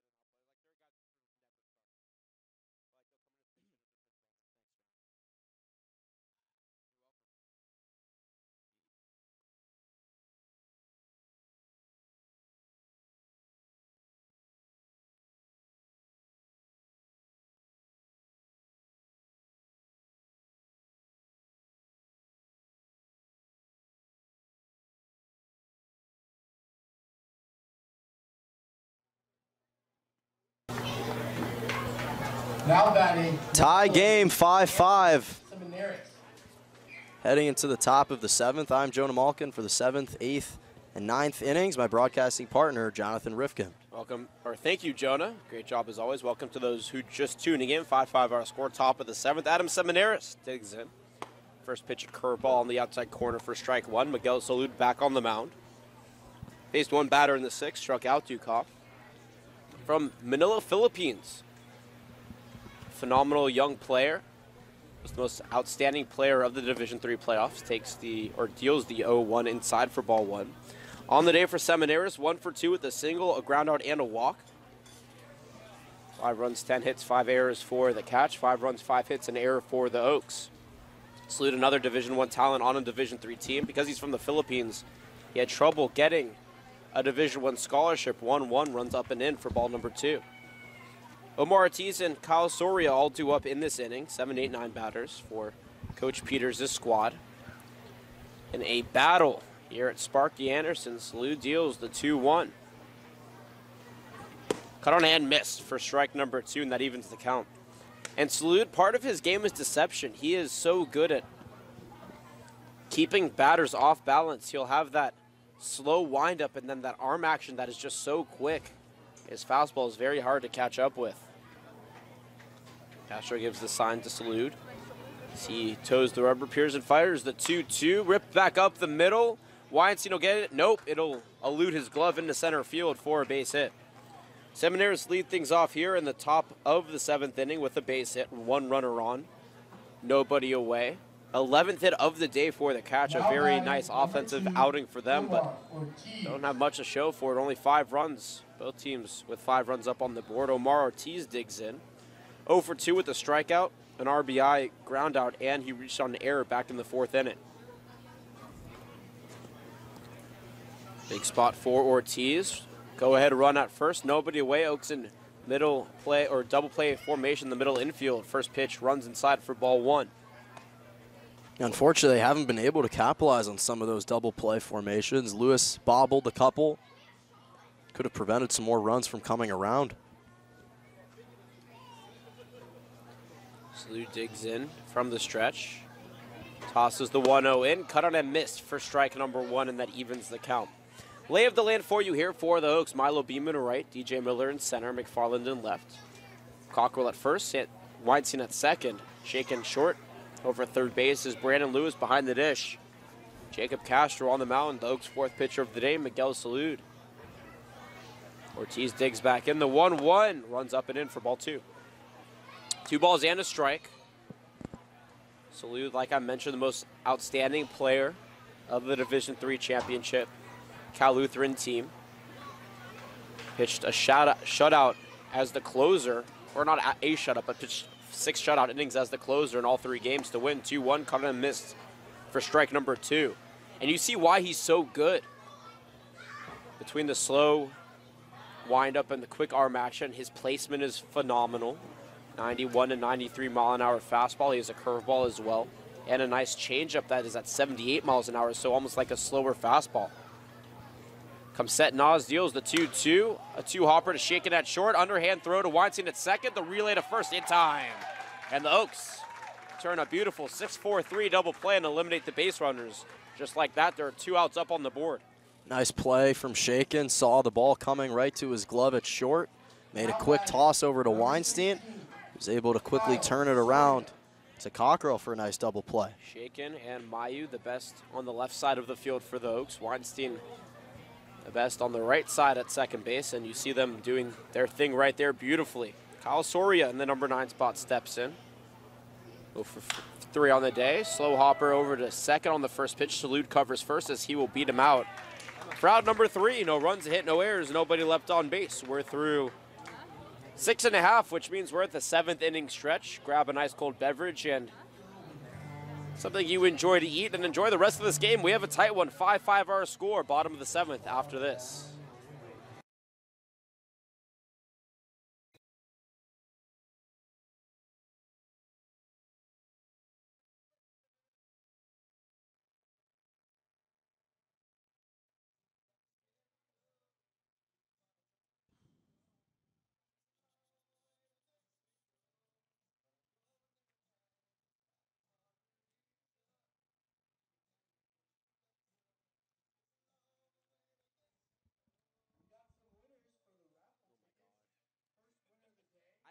take him seriously.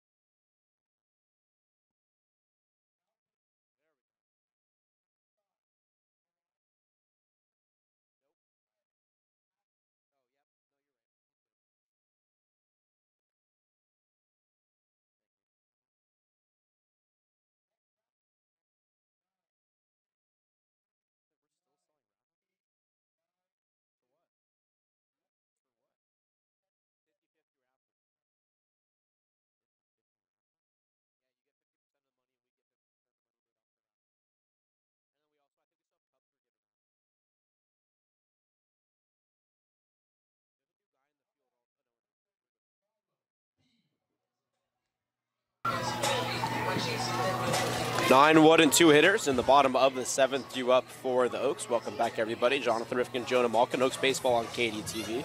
All knotted up at 5 apiece as Beam will step in. New pitcher on the mound, Tyler Hazlitt from Hawaii Pacific. The Shark looking to keep the Oaks offense at bay. Joseph Hanley went an inning, struck out 1, no hits, no runs, no walks. He did hit a batter, however, but that was it. Beam on the day, 2 for 2. 2 RBI double and a bunt single as he slaps the first pitch into foul territory towards third. Ortiz will get under it and make the catch. Short of the Oaks dugout for out number 1. Nice hustle play from Ortiz. Those are the types of plays that the catcher are going to need if they're going to pull this one out. 1 away, just like that. 5 runs, 5 hits, an error for the Oaks. 5 runs, 11 hits, and 5 errors for the catch. DJ Miller back at the top of the order will step in. 0 for 2 with a walk, a ground out, and a strikeout. Enter his day around. First pitch from Hazlitt on the inside corner, called strike 1.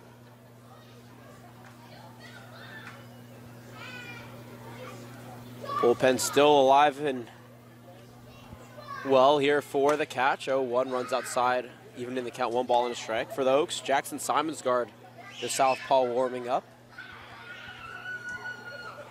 For the catch, Hayden Jorgensen warming up. A couple of pitchers stretching right now. 1-1 in from Hazlitt, cut on and missed. It was actually foul tipped down. Nonetheless, strike number 2. On deck, Max Weinstein in the hole. Brandon Lewis, should we get that far? Nobody on, 1 away. Hazlitt from Hawaii Pacific, teammate of Oaks first baseman and today's DH, Cody Santana. Plays under Tiger Peterson, Jock Peterson's older brother. 1-2.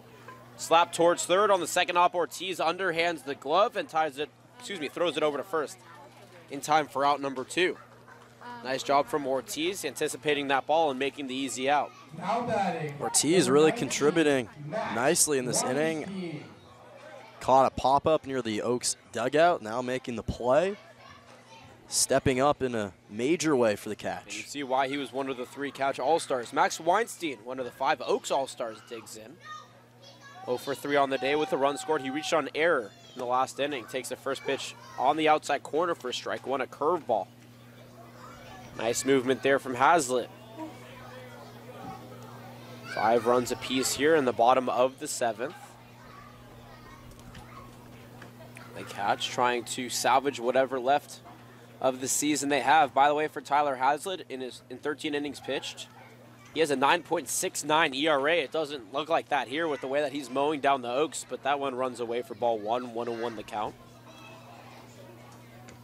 So he's had a little bit of struggle, a 2.385 whip, which is the worst on the team, but He's pitching pretty well right now. The 1-1 runs low and in for ball number 2. 2-1 the count to Weinstein.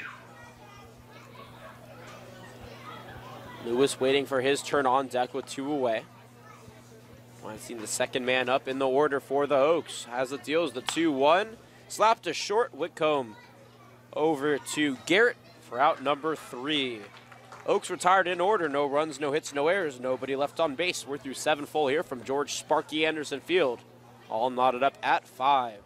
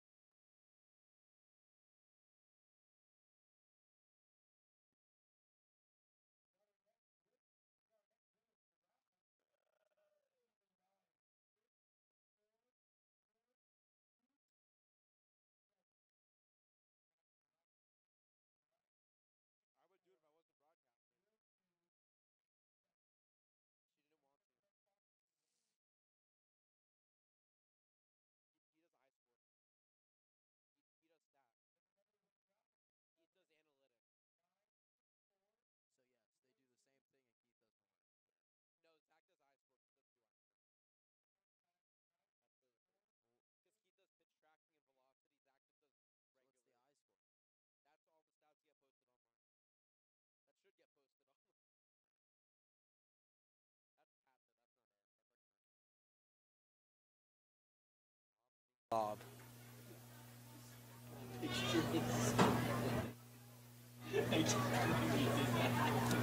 Top of the 8th here at Sparky Anderson Field. The Catch and the Oaks all knotted up at 5. Welcome back above the press box, everybody. Jonah Malkin, Jonathan Rifkin, Oaks Baseball on KDTV. Grant Robbins, top of the order for the Catch. Will lead things off here in the top of the 8th inning. Miguel Salud still on the mound for the Oaks as he kicks and fires the first pitch.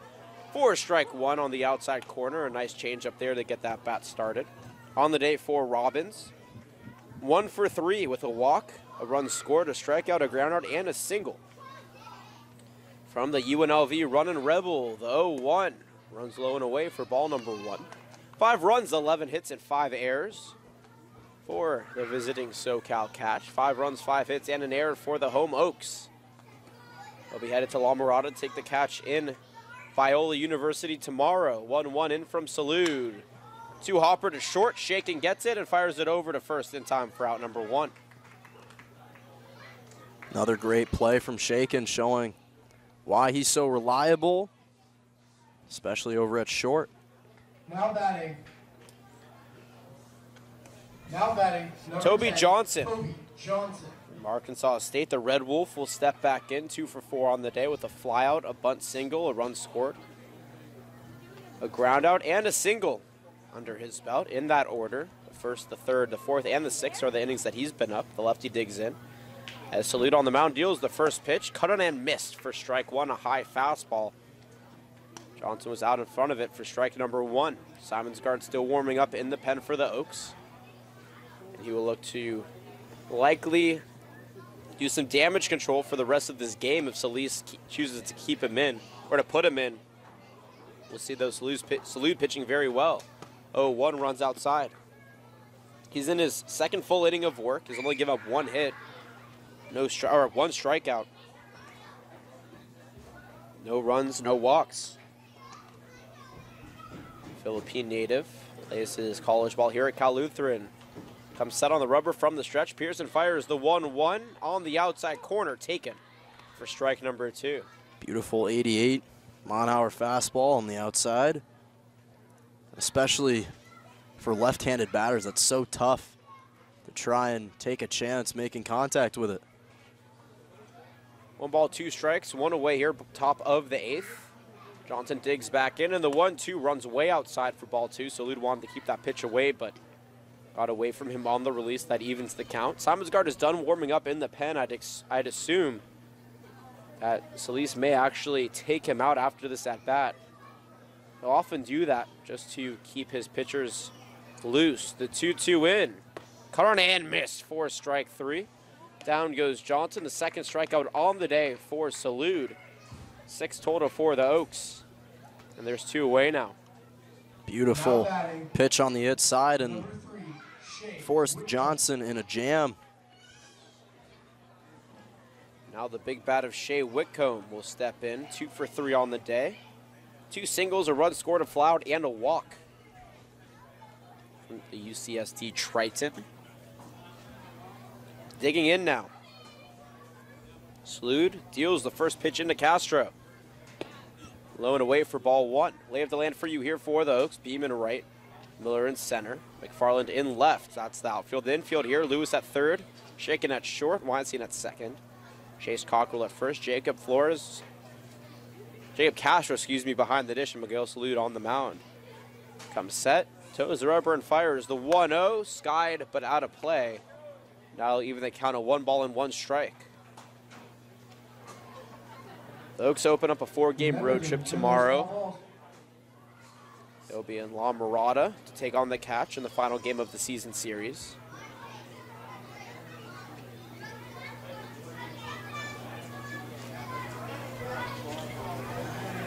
And then they'll head into San Luis Obispo on Thursday to take on the Blues. 1-1. Runs low for ball 2. 2-1 the count after that game on Thursday.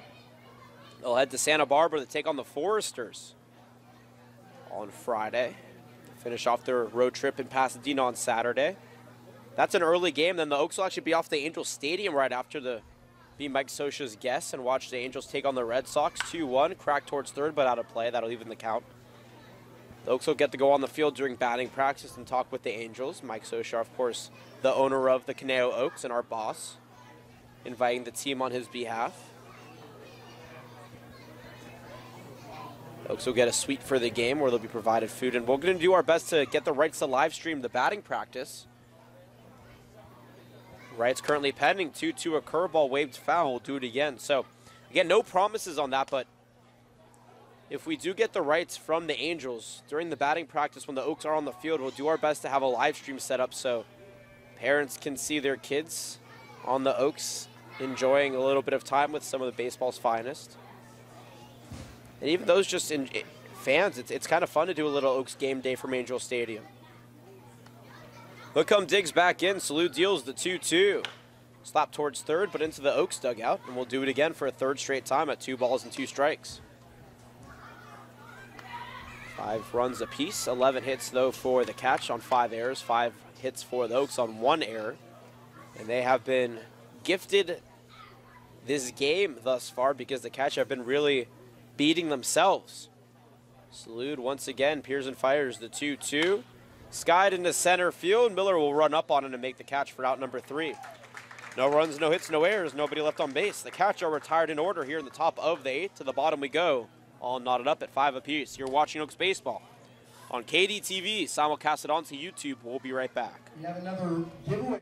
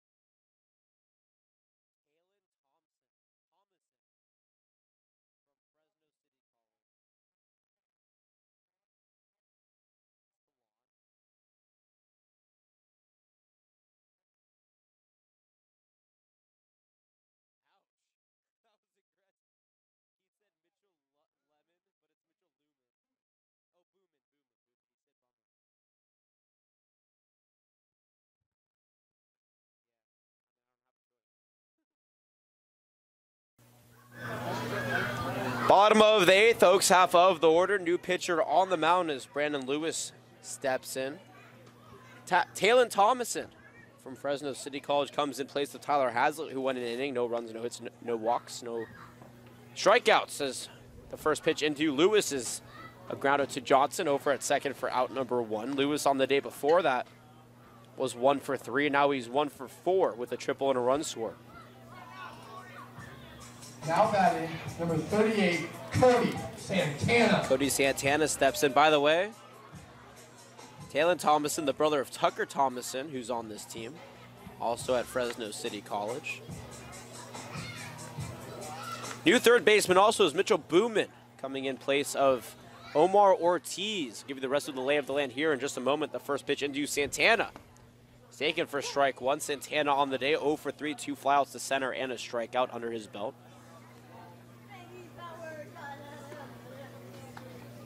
And for Talon Thomason on the season, 26 2/3 innings pitched, a 5.56 ERA, 19 strikeouts, 5 walks.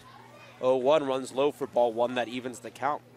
Out in right, Anthony Seminaris, Jonathan Zukoff in center, Grant Robbins in left. Stephen Garrett at first, Toby Johnson at second, Shea Wickham at short, Mitchell Bauman at third. 1-1 in from Thomason is ripped in the left field. Running back on it is Robbins, and he'll make the catch for out number 2. Behind the plate, Kyle Soria. And Thomason on the mound. 2 away now. 5-5 our score. 5 hits, 1 error for the Oaks. 11 hits, 5 errors for the Catch.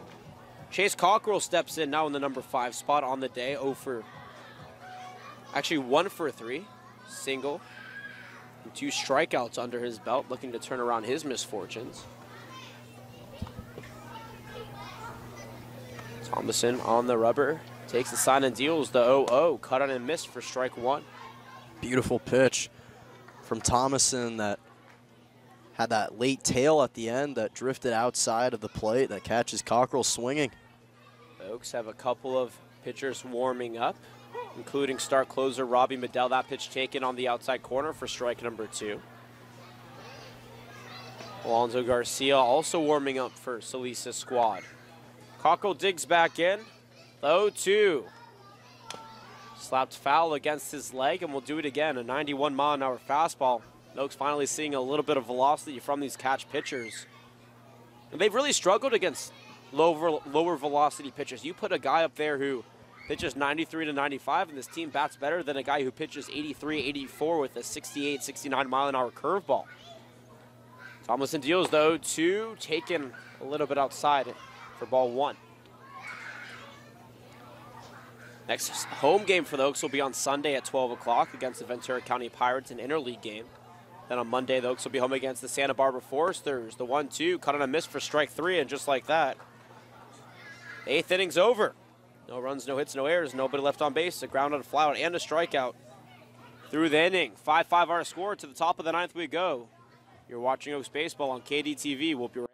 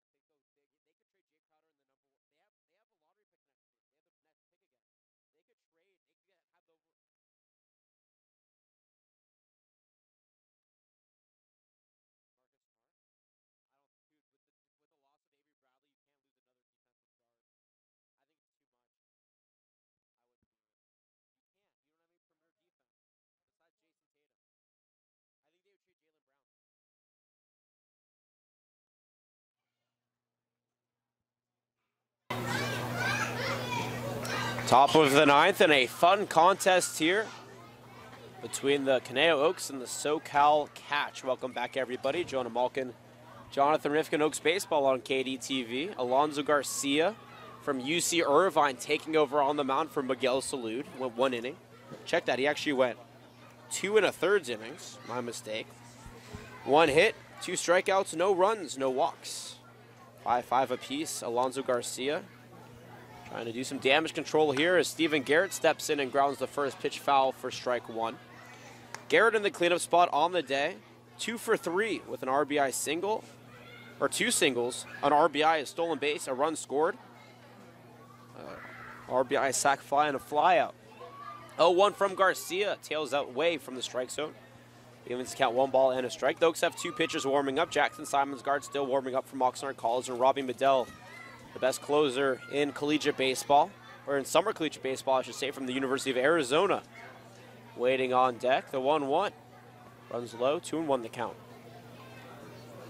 Oaks trying to get a run in the bottom of the ninth and finish this game, but Medell may go out there early. Remember, last time these two teams played, a couple of Thursdays ago, the Catch walked off on the Oaks in the bottom of the ninth at Biola, and Robbie Medell was the guy pitching. 2-1, taken at the knees. That evens the count. 2 balls, 2 strikes. One thing you hope is he's not traumatized from that experience. Hopefully with his type of skill set, he won't be. I'm sure he isn't. Medell, if anything, looking for redemption, I'd say. Yeah, he's very good at shaking things off and just getting back to his game. You know he has a chip on his shoulder, though. And think about it. 3 of his saves have come against the Foresters, which is a pretty incredible stat. The 2-2, 2-hopper to short, shaking, gets it on the second hop, fires it across to Cockrell, gets him off the bag, but Cockrell's able to lay down the tag in time for out number 1. Good heads-up play there from Cockrell over at first base. Recognized that in one motion he could catch the ball that was a little bit off the bag and spin around to make the catch. And now I believe that Jackson Simonsgard is going to come in because it'll be a lefty-on-lefty matchup, and that's something that Solis likes to do. And once again, Cockrell showing just how crucial and vital he is and how incredible he's been playing in the infield, making a couple incredible dives, and now a tag out right there. So Garcia's day is done, 1/3 of an inning, 1 out on a ground out, and that's it. Jackson Simonsgard will be on the pitch when we come back. Nobody on, 5-5 our score, 1 away here, top of the ninth.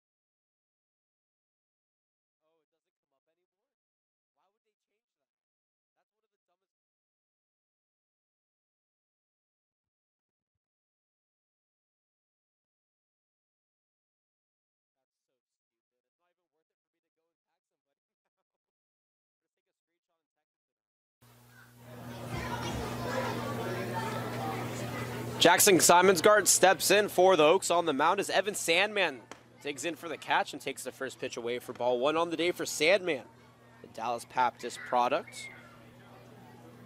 1 for 2 with a walk, a sacrifice fly that resulted in a run, a single, and a run scored, as well as a strikeout.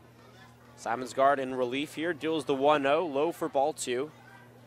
A phenomenal relief pitcher this season for the Oaks, was in his 3rd year with Conejo. Last year was a starter, but has moved into a relief role this season where he's been very productive.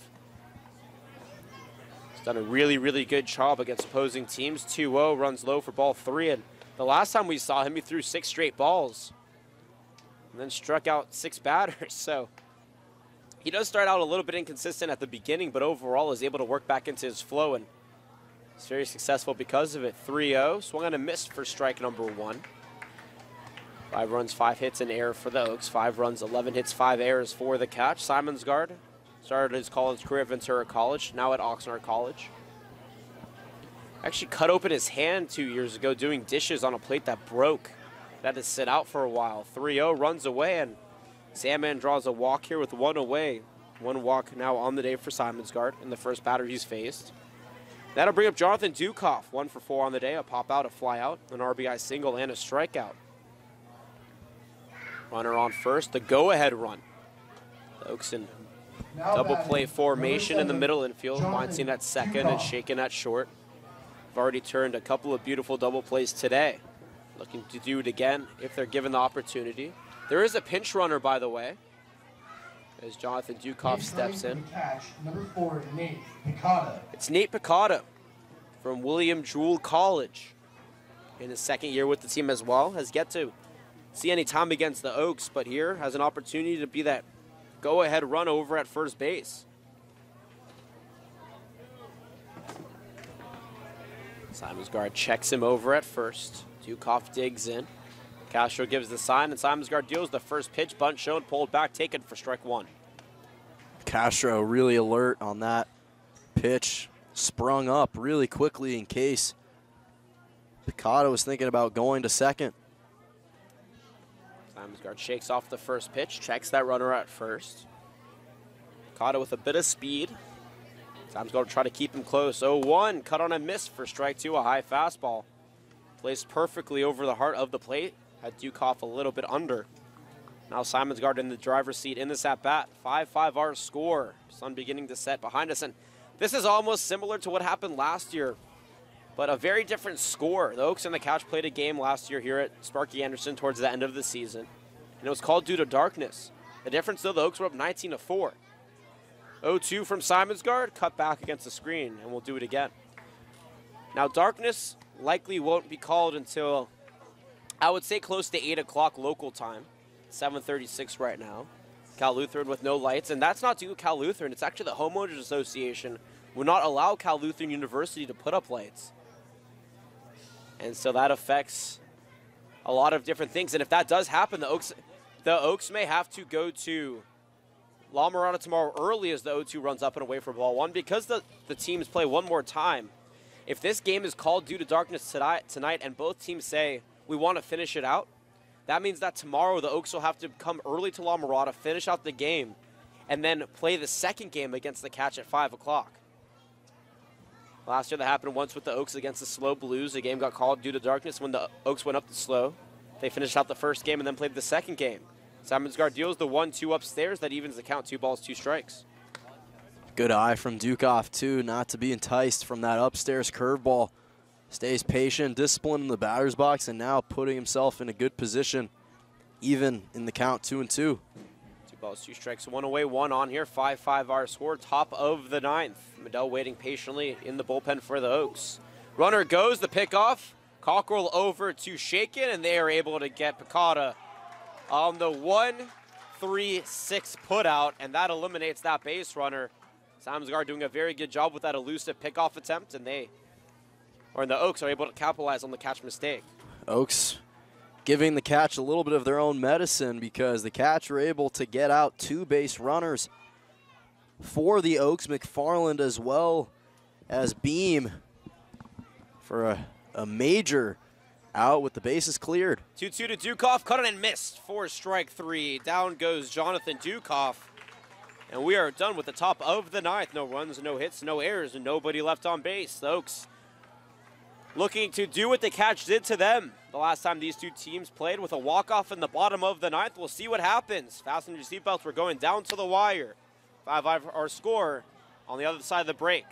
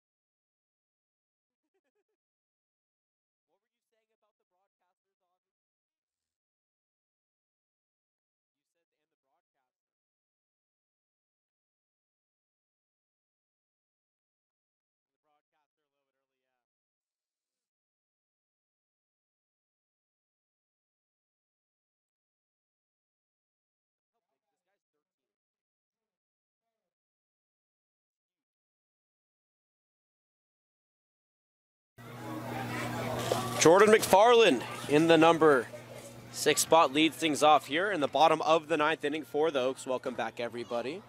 Thomason back on the mound, all knotted up at 5. The Oaks looking to win it here in the bottom of the 9th. The first pitch runs low for ball 1. The Oaks have only walked off once this season, and they've been walked off on twice. Once by the team they're playing right now, the SoCal Catch. Thomason peers and fires the 1-0. That runs inside for ball 2. On the day for McFarland, 1 for 3 with a single. He reached on error back in the second, stole second, but was stranded on third, and a ground out in 3 at-bats. Batted .271 this past year with Arkansas in 28 games. Thomason deals the 2-0. Slapped towards third, but ultimately falls into the Oaks dugout. A nice bare hand by Juan Gonzalez, the all-star catcher for the Oaks, showing off his defense even in the dugout. One of the best defensive catchers in college today. Thomason deals the 2-1. McFarland takes it on the outside corner for strike number 2. Evens the count, 2 balls, 2 strikes. Beautiful fastball from Thompson on that outside corner, just a fluid motion. Nice high leg lift. And he slaps the 2-2 over to third. Buman gets it, fires it over to first. Garrett digs it out of the dirt for out number 1. 5-5 our score, bottom of the 9th, and 1 away now for Sam Shaken. 0 for 2 on the day, was hit by a pitch, but a strikeout and a flyout have kept him off base otherwise from Valparaiso. And the last thing the Oaks want to do is have to get this game called due to darkness. They'd rather win it or lose it because that makes their day longer. A 2-hour drive to La Mirada tomorrow to take on the Catch. And if they have to get there even earlier, that could pose a problem in the second game. 0-0 to Shaken, taken low for ball 1. Solis out there talking to third base coach Brian Wilson. Not quite sure what they're talking about, but maybe some strategy. 1-0 to Shaken, runs low and in for ball 2. And Shaken does a very good job displaying the patience in the batter's box. He's never too jittery, for lack of a better term. He never gets jaded. And he does what needs to be done to get on base for the most part. Thomason peers and fires the 2-0. Slapped up the middle into center field for a base hit, and the Oaks have the game-winning run at first base with only 1 away. And the big bat of Jacob Castro stepping into the left-handed batter's box. Some people think Shaken just plays infield extremely well, but now showing the versatility on the offensive end, delivering a huge base hit up the middle. And Oaks in a prime position right now to walk off with Jacob Castro stepping in. That's the first Oaks hit in the last 14 at-bats. The last hit they had was a beam bunt back in the 5th. 2 errors and a hit by pitch has been their only base runners since. So Shaken able to break that as Jacob Castro digs in, shows bunt pulled back low for ball 1. On the day for Jacob Castro, 1 for 3 with an RBI single and a stolen base back in the 1st, a fly out in the 4th, and a ground out over to first in the 6th. 1 away, game-winning run at first base, all knotted up at 5, and the Oaks fans here picking up their rowdiness just a little bit. Castro digs back in. Thomason takes a sign, deals the 1-0. A 3-hopper to first. Garrett gets it. He was going to flip it over to second, but instead will take it himself over to first for the force out. Shaken gets into scoring position, though, with 2 away. A nice play from Garrett. Didn't want to take a chance of overthrowing Whitcomb over at second. Instead, just made the easy play to first to put 2 away, and now they can focus solely on Milo Beam. And another reason that was a good play is because if you don't get that out at second, you give that runner coming from the batter's box over to first more time to be safe. So rather than risk 2 runners being on with 1 away, you get the automatic second out. So even if there's a runner in scoring position, as long as a ball's hit into a place where a play can be made, it doesn't matter. Milo Beam, though, stepping in 2 for 3, a 2 RBI double, a bunt, and a pop-out in 3 trips. Lays that bat to rest over his left shoulder. Thomason checks the runner at second and deals the first pitch. Cut on a miss for strike 1.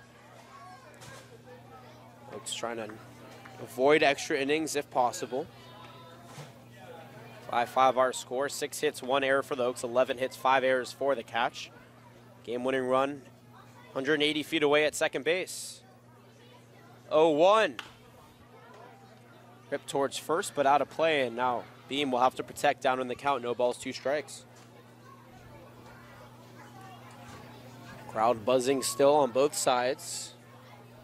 Oaks sides of the bleachers basically full. A nice sight to see. As of late, the crowd here has been phenomenal. Sparky Anderson Field, a beautiful place to be a fan for baseball. As you see how beautiful the field is here as the sun sets. The gold tint off the green leaves out over right field. Left field basically full of shadows. 0-2. Cut and missed for strike 3. Beam is down on strikes. No runs, a hit, no errors, and 1 left on base. We're through 9 full here from Sparky Anderson Field. To the top of the 10th we go for some free baseball, all knotted up at 5 apiece. You're watching Oaks Baseball on KDTV. We'll be right back.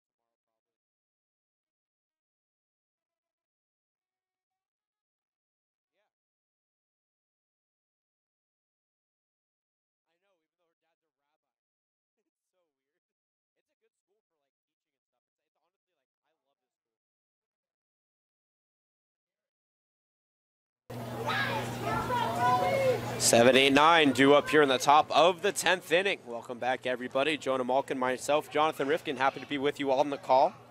Anthony Seminaris digs in. 2 for 3 on the day. 2 singles, a walk, and a ground out. As Robbie Medell, the Oaks superstar closer, steps up and deals the first pitch, first strike number 1. From the University of Arizona, he is 10 for 10 on the season in saves. He has a 0 ERA. Actually, check that. He has a sub-1 ERA. But he is 0 for 1 on the season. 0-1, a 2-hopper to third. Lewis gets it on the second hop and tosses it across the diamond for out number 1. The one loss that Medell accumulated was in a very similar situation to this. In the bottom of the 9th, it was 4-4 in Biola against the SoCal Catch. With 1 away, he gave away a walk-off home run to Omar Ortiz, who is currently not in, by the way. He was taken out. So Number 17, Mitchell Booman. for this guy, Mitchell Buman, actually, which is kind of ironic. So Medell now with a chip on his shoulder against this team. The one bad game he had, looking to redeem himself. 1 away. Buman coming in place of Omar Ortiz, takes the first pitch for strike 1. On the day for Ortiz, as he sits on the bench. 0 for 3 with a strikeout, reached on an error, an RBI ground out, and a 6-4-3 double play. Medell toes the rubber, peers and fires the 0-1. Slapped out of play for strike number 2. And you mentioned it, John. It is kind of ironic that the place of Ortiz would have been up with 1 away. That's where he hit the home run with 1 out the last time. So hopefully Medell can change that outcome, however, today. Oaks had Angus Denton warming up, but he's sitting right now. Medell deals, though, 2. Cut on and missed in the dirt for strike number 3. Buman goes down for out number 2, and Medell 1 out away from getting us out of the top of the 10th. And Solis, the reason that he brought him in was to give the offense the best chance that they could. And Medell, the best Oaks pitcher, one of the best closers. Actually, he is the best closer in the CCL, one of the best closers in summer collegiate baseball throughout the country. As Kyle Soria steps in, the first pitch taken for strike 1. And he just needs to give the Oaks an opportunity. Keep the offense for the catch at bay and let your offense do its work in the bottom half of the inning. Soria on the day 0 for 4, a couple of groundouts and a flyout. 0-1, grounded to short. Shaken gets it on the hop and tosses it to Cockle for out number 3. Medell does his job. Retires the catch in order. No runs, no hits, no errors, and nobody left on base. 9.5 gone. Bottom of the 10th. Oaks looking to win it. All tied up at 5.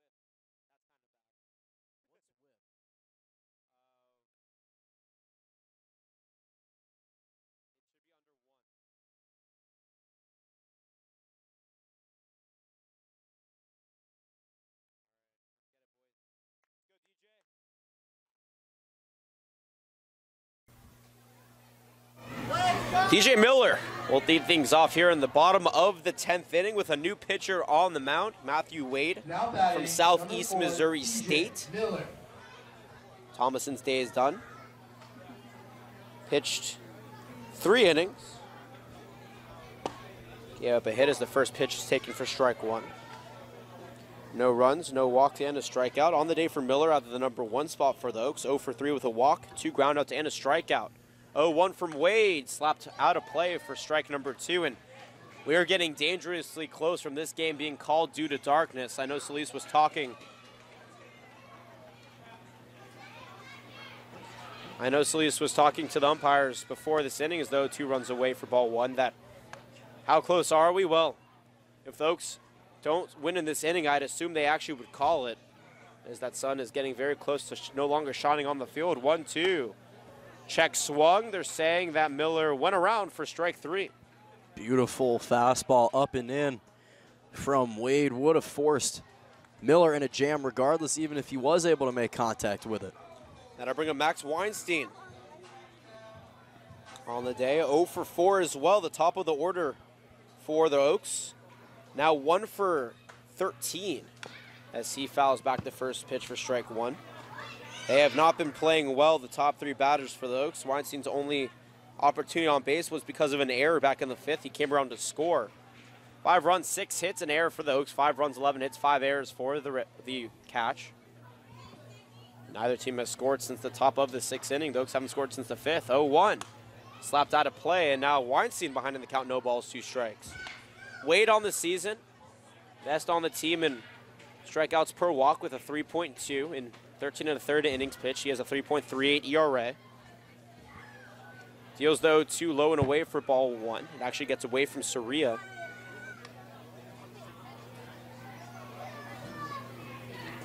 And Weinstein has been the most consistent hitter for the Oaks.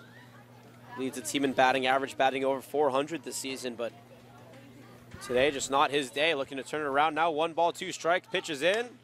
Slap towards short. No, but cut off. No, it was taken by Whitcomb. Throw is in time. It almost looked like Buman out of third was going to cut it off, but the last moment he veered away and let Whitcomb take it for out number 2. Yeah, Whitcomb was not willing to give that opportunity to Buman. He says, I got it, I got it. And a great job at corralling that and quickly throwing it over to first for out number 2. That'll bring up Brandon Lewis. 1 for 4 on the day.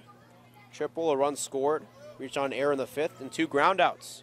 Wade deals the first pitch low and away for ball 1. Cody Santana waiting on deck.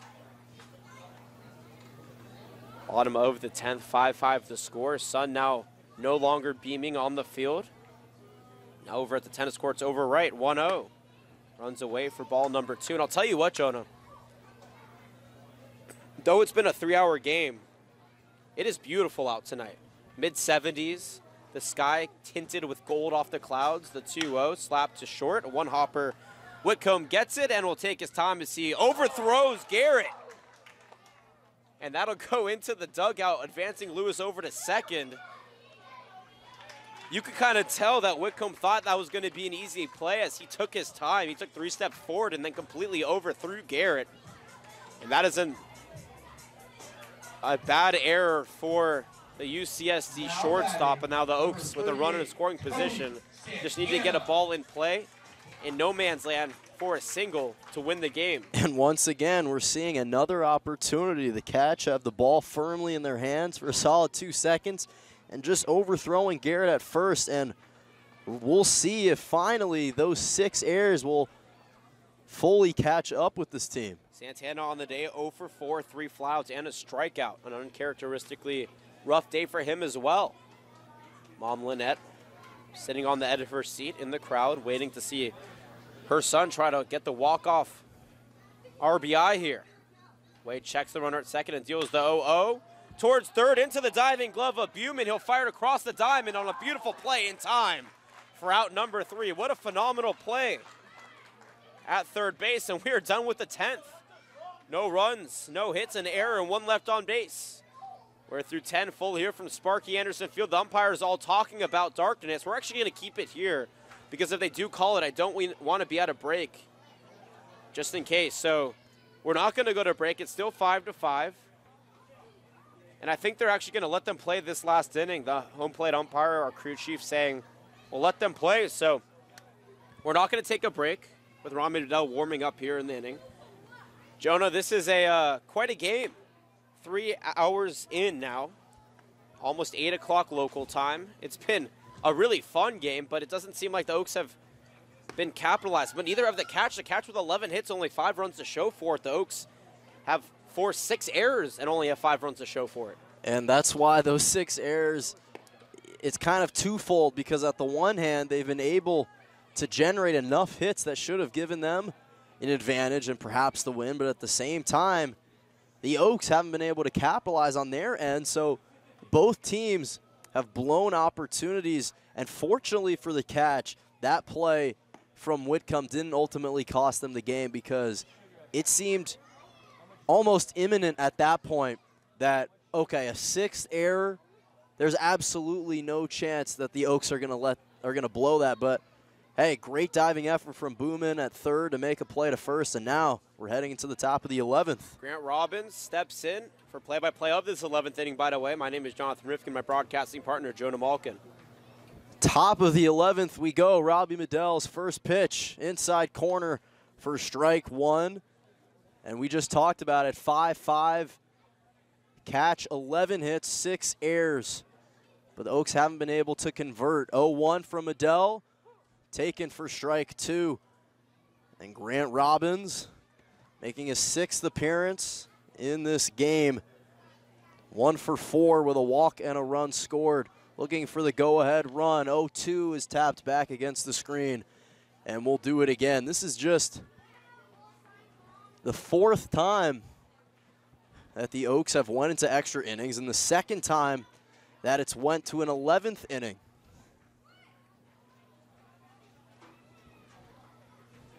Dell comes set, fires the 0-2, grounded out of play, and we'll do it again. Yeah, For those who are thinking of a reason to stay up, not on the West Coast, if you're on the East Coast and it's 11 o'clock, well, here's your reason. Some free baseball in the 11th. 0-1 from Medell is swung on and missed for strike 3. Down goes Robbins, and Medell has his second strikeout of the day. Yeah, Medell really rolling. He hasn't pitched more than 2 innings this game. Angus Denton still out there for the Oaks, though I would assume that this game will be called to darkness after this inning if we get that far. We'll see what happens. Toby Johnson will step in. Second baseman, Arkansas State.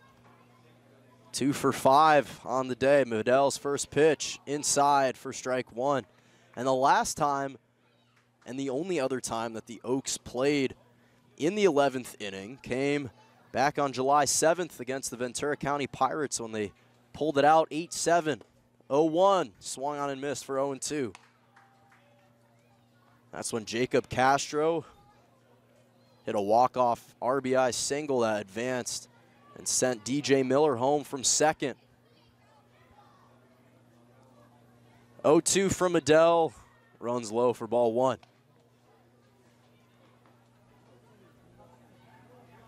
Sun is fully set here at Sparky Anderson Field, but the crowd still in attendance cheering on the team. Medell's 1-2, grounded to short, gets past the glove of Cockrell. And Johnson's on with the go-ahead run for the catch in the top of the 11th. Yeah, over at first, Cockrell just missed timing that second hop, got it off his body. And they're going to give an error for him because it did hit his glove as well. That's a rough one. You know Medell's not happy, but a double play situation now for the Oaks, something they've been doing almost effortlessly thus far in the season. So not too bad of a situation. Obviously, you'd prefer to get the out, but it could be worse. That's the second error on the day for the Oaks, and Shea Whitcomb will step in with a runner at first. First pitch for Medell, taken for strike 1. Whitcomb's 2 for 4. Came around and scored in the 3rd and drew a walk in the 6th. Has another single and a couple flyouts. Dell fires the 0-1, swung on and missed for strike 2. And he's just been absolute perfection on the mound. The only blemish we've talked about was this walk-off home run against this team a couple weeks ago, but he is so fluid with his delivery and so comfortable on the mound. Fires the 0-2, drifts outside for 1-2. And that was a fine waste pitch, Jonah, just trying to see if he could get Whitcomb to swing and miss at a bad pitch. And now that he saw that Whitcomb shows the patience, going to adjust and try to strike him out here. 1 away in the top of the 11th. Johnson over at first. Medell comes set on the mound, fires the 1-2, just grounded to Cockrell at first, and he'll tag for out number 2. So Johnson will advance to second, but similarly to the play in which Garrett tagged base, a smart play from Cockrell will do the same to bring 2 outs. Yeah, nice job there for the Oaks, able to at least get that 1 out. And it was similar, like you said, Jonah, to the last inning when Garrett decided to take himself instead of trying to get the runner out at second. Just with 2 away, that runner at second doesn't matter too much. And speaking of that man, Garrett will step in and quickly pop one into shallow right. That's going to drop for a base hit. Coming home is Johnson in time, and the catch. Take the lead 6-5 in the top of the 11th.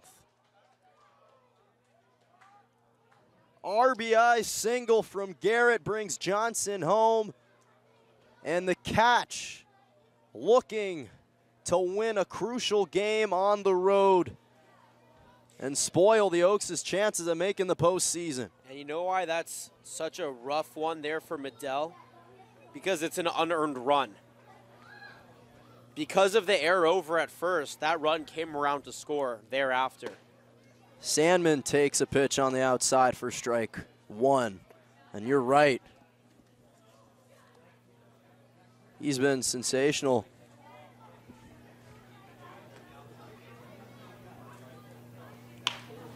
Pacoda flips one to Lewis, who makes the grab out of the air for out number 3, but the catch, plate a run on 1 hit, no errors, and 1 left on base. They lead at 6-5. heading into the bottom of the 11th.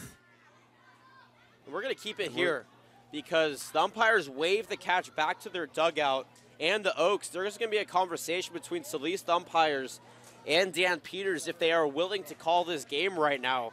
Now, because there's still a half inning to play and the Oaks are down, they are allowed to say we want to reschedule the rest of this game for tomorrow before the Oaks play the catch, or they could reschedule it for another time. Now, the Oaks only have one more day off the rest of the season, and that's next Tuesday, and I don't see why the catch would come all the way back out to Thousand Oaks to play half an inning. So they are up. Solis can give them the win if he wants, but because of the CCL implications this game has, I very much doubt he's just going to hand them the win. So we're going to see what the call is here in just a moment, but stick with us as they're still trying to figure it out.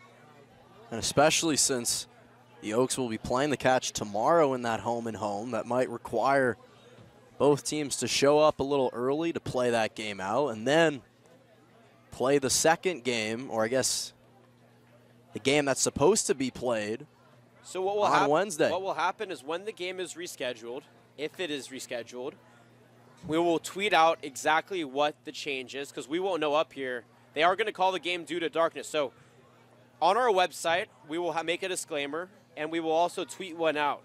So this game is not over. This game is called due to darkness. You see Dan Peters and Solis talking, and that's it. So this game, as of right now, is over, but until they finish it out, the outcome is still yet to be decided, though the Cats are up 6-5. It looks like they will do it. The other thing to also keep in mind is for some of these closers is it gives them another opportunity with more rest to perhaps continue to play.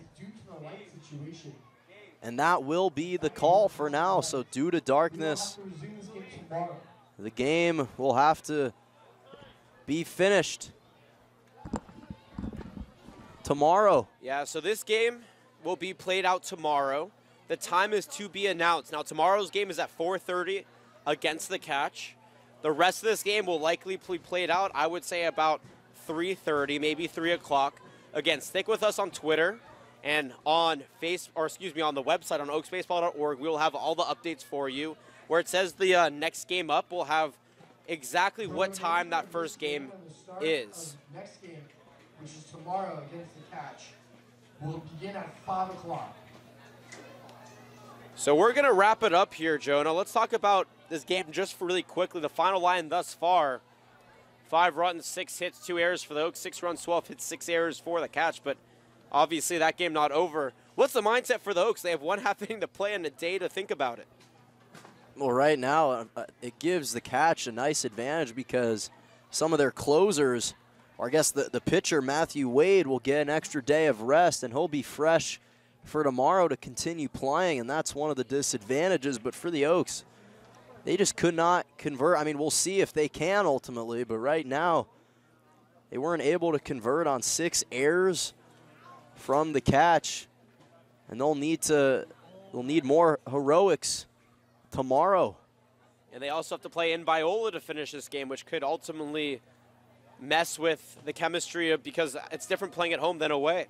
Well, that's going to do it for us here. But like we said, tomorrow, join us. 4:30 is the start of the second game.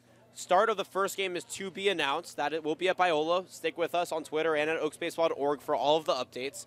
Until then, we'll see ya. For everybody who made this broadcast possible, head coach David Solis, our buddies over at the Catch, Chris Candow, and the entire SoCal Catch crew, my broadcasting partner, Jonah Malkin. My name is Jonathan Rifkin, signing off, wishing you a wonderful rest of your Tuesday evening, and we'll see you tomorrow for the bottom of the 11th inning and, of course, the 4:30 start when the Oaks and the Catch duke it out at Biola University. Until then, please enjoy the rest of your Tuesday evening, and we'll see you tomorrow.